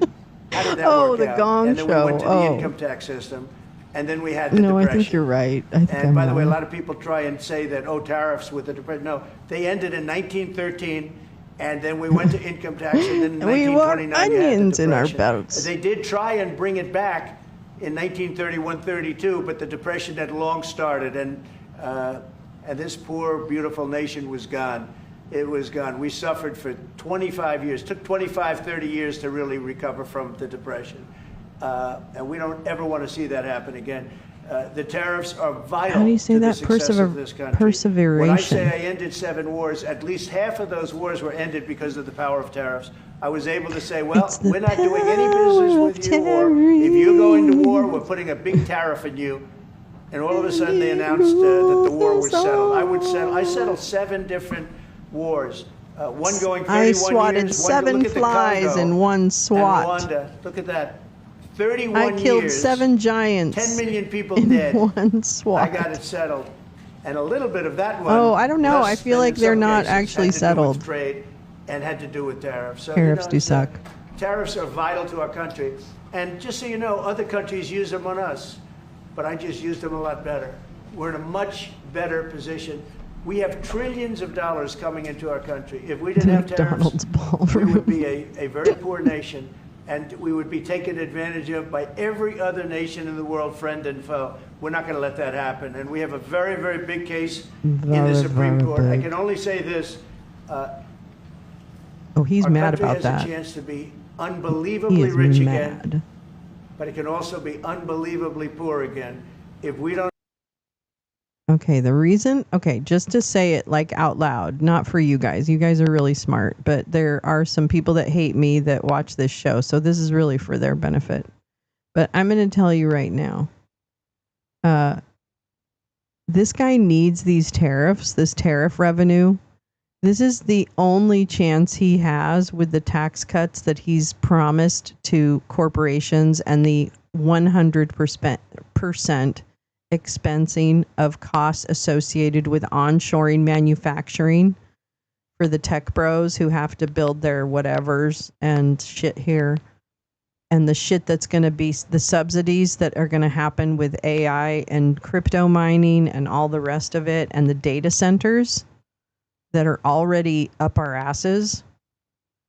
If he doesn't have that bit of revenue, he is fucked. And that literally, I think, has been the reason they have him right now, is because he will die on he'll fall on the sword for this tax bill that helps solidify some of the lack of regulation, right? It also codified a bunch of eliminated regulations, environmentally, et cetera, protections of oceans, et cetera, et cetera, et cetera, et cetera. He needs all of that. So I think that's why we're all in the mode of when's Peter Thiel going to get rid of this guy? You know, I feel like that's why we're in this mode, because he's mission accomplished to some degree. Now he needs this tariff shit. So that's why this SCOTUS thing is so very fucking important for him. Because that's what's taking the place of a lot of revenue. And he's going to do that and tax your income. Because all those little things like no tax on cash tips, by the way, up to a limit of $25,000, tax credits for seniors, you know, but then the elimination of Medicare and Medicaid or work requirement. But I mean, it's all connected. But I do think this is his big capstone project.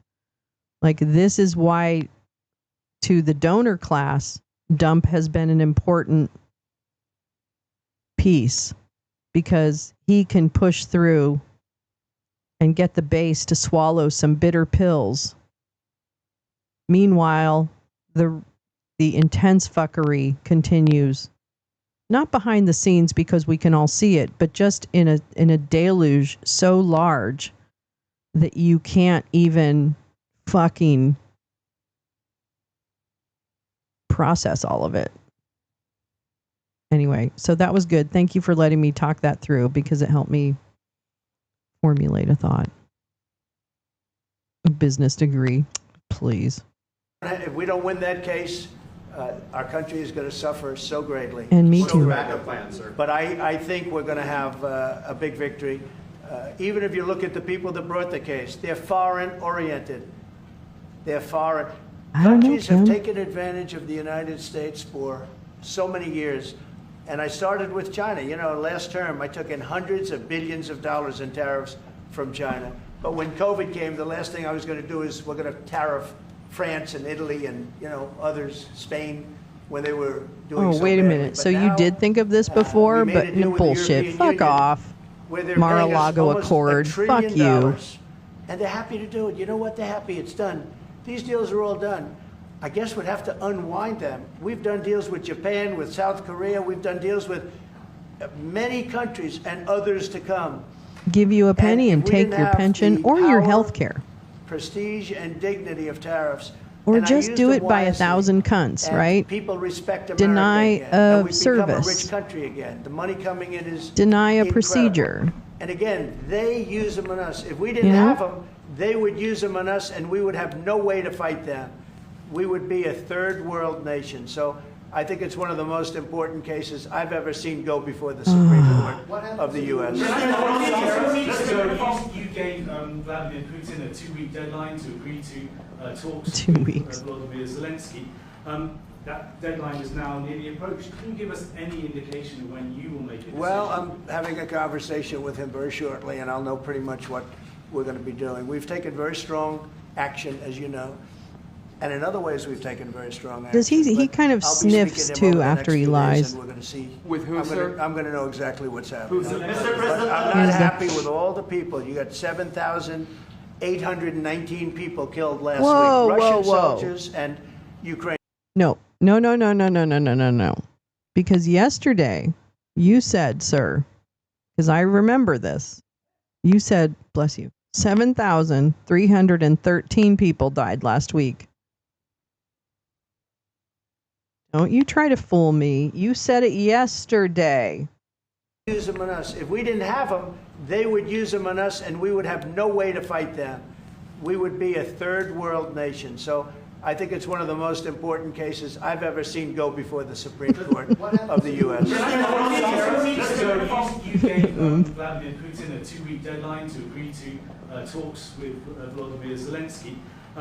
That deadline is now nearly approached. Can you give us any indication when you will make a decision? Well, I'm having a conversation with him very shortly, and I'll know pretty much what we're going to be doing. We've taken very strong action, as you Kim, know. there's that. And in other ways, we've taken very strong action. But I'll be speaking to him over the next few days, and we're going to see. With who, sir? I'm going to know exactly what's happening. Who's But I'm not happy with all the people. You got 7,819 people killed last week. Russian soldiers and Ukraine soldiers, right? I'm not laughing at the American deaths soldiers, because it's not absolutely soldiers from tragic. Poland, but they're I'm human laughing at the beings with fact that he just souls. fucking They have lied parents, between they wave yesterday and goodbye to their today. parents, and He can't keep it straight. their parents never see them again. That's the end of them. Over a stupid war, and I want to see it stopped. Now, we have It's an stopped the invasion, money. not a I war. We send weapons to NATO. They pay full price. We don't, Biden spent Yeah, aren't you proud of me? I stiffed a country that's in crisis. Woo! And it was one of the reasons that this After I whole made thing him give happened. up one of big their reason this war deterrents. happened.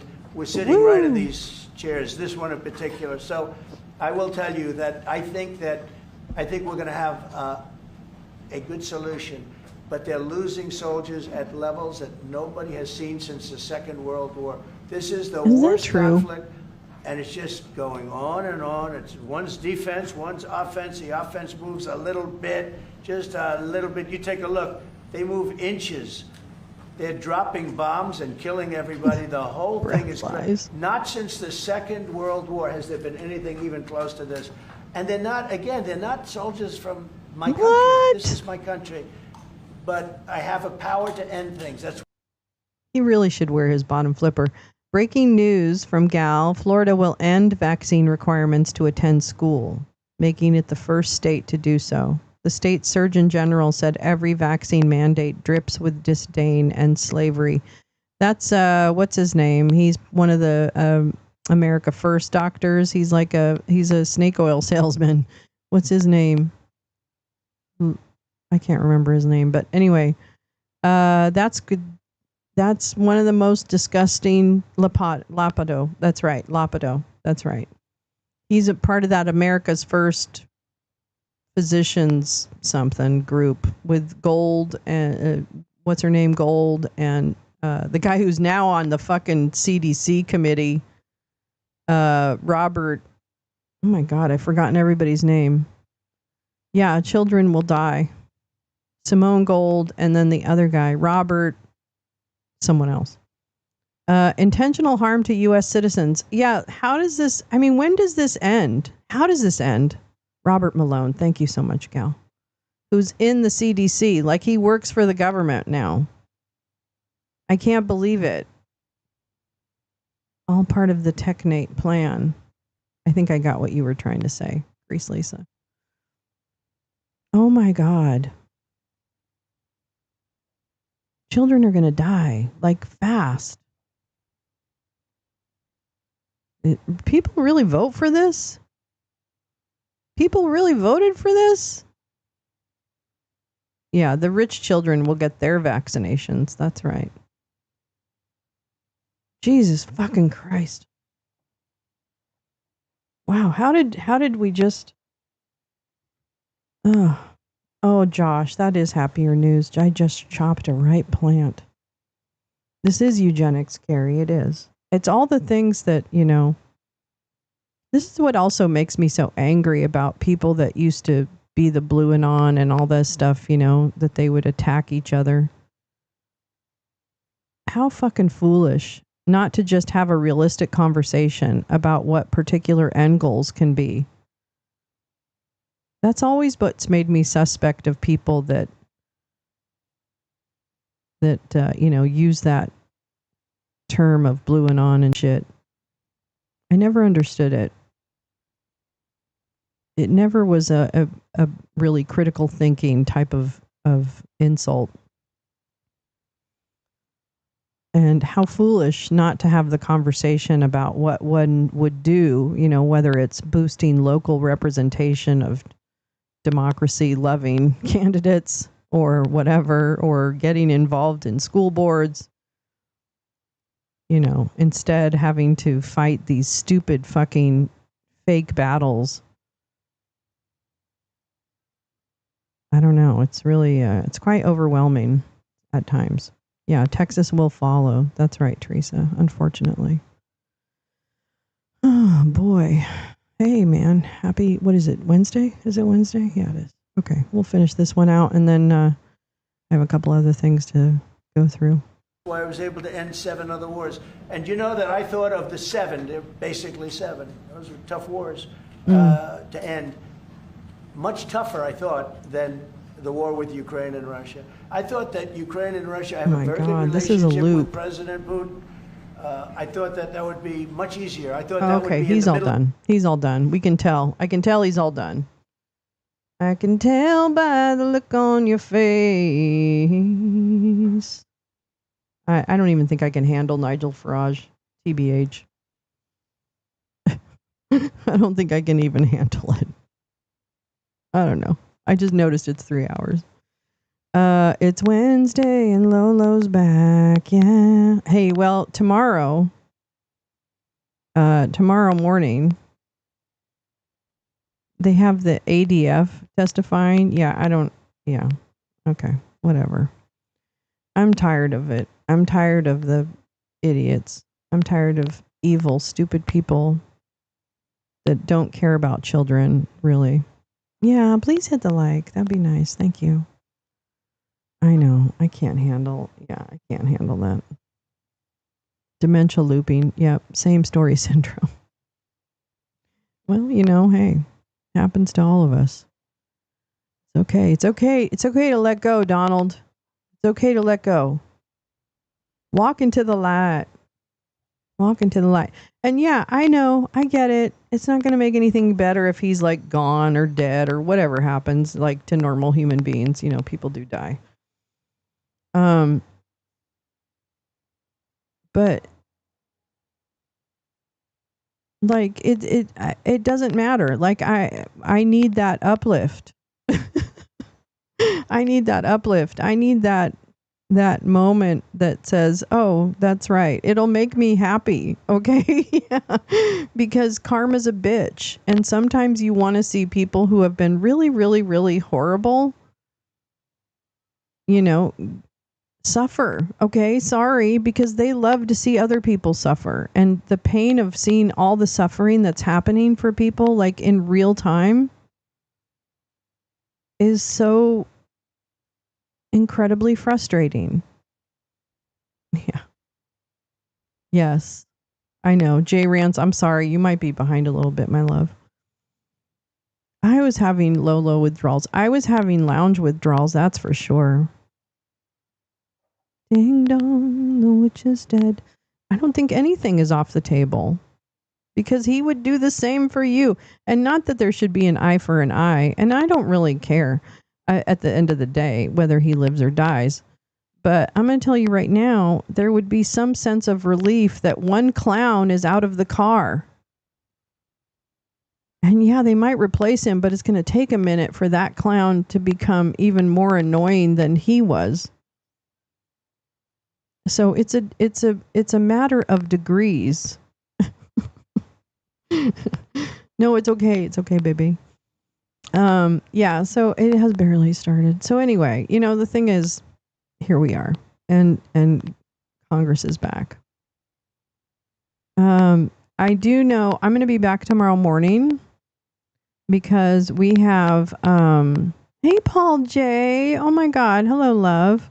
Found out yesterday that our local pharmacy is getting new COVID shots. Hey, you know what? I just scheduled a COVID shot because I found one was available here in Los Angeles. I don't know if that's true everywhere, but that's a great reminder. Thank you, Paul J. Good to see you, friend. If there is a COVID shot available to you, you should research whether or not you're able to get that. And frankly, please do what you can to just, you have a condition. It's called being a human that makes you susceptible to COVID. That's my motherly advice to you.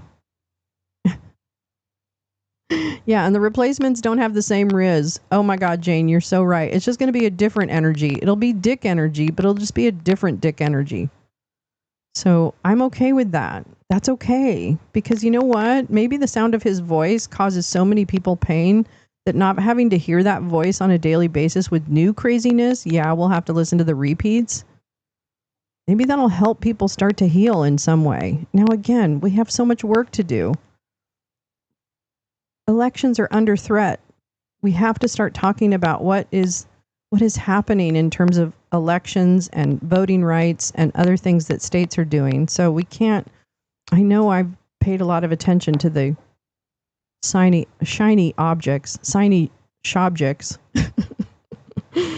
but we must also, exactly, in certain states. CVS here in at least California or at least Los Angeles County is giving COVID shots. So again, check your local pharmacy.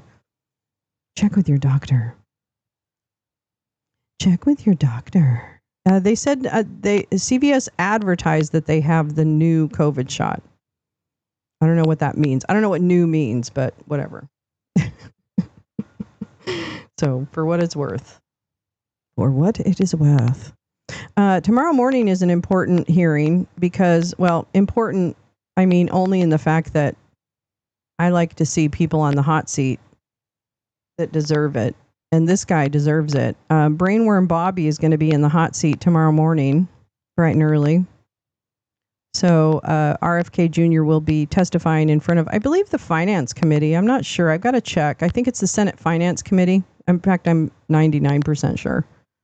But I haven't found the placeholder for it yet. But nonetheless, Senate Finance Committee tomorrow morning with Brainworm Bobby, a.k.a. RFK Jr., a.k.a. Walmart Dr. Mangala. And so we'll be watching that. I'll see if I can get any of my technology is just not really cooperating, but we'll figure it out. It is a Substack. Oh, let me drop the Dave Troy.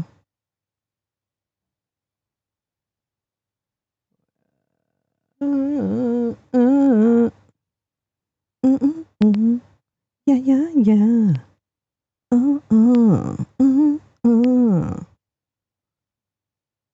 Scooby-Doo. I'll put the links in that Gal shared as well in the description of today's video so you can refer back to that. But let me, while I'm here, also put this here in the chat. Yeah. Yeah. Oh my Lord in heaven. Okay.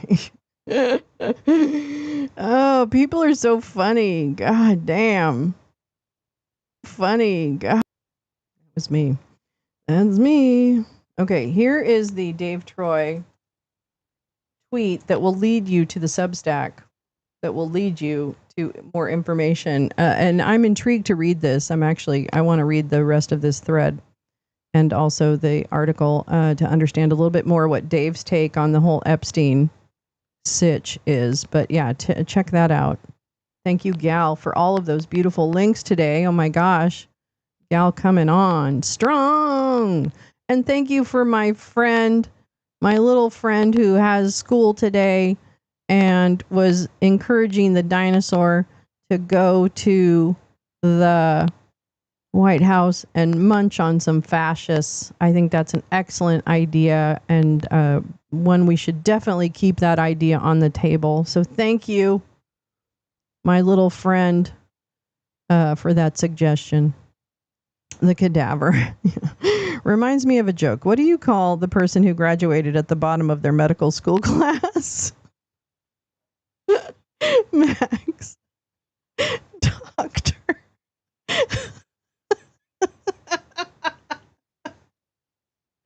Oh shit, I hate that joke. Oh my god, Dr. Mangala was a doctor. Yeah, that's true. I guess he wasn't a doctor. I mean, I guess Brainworm Bobby isn't technically a doctor. Oh shit. What a place to end.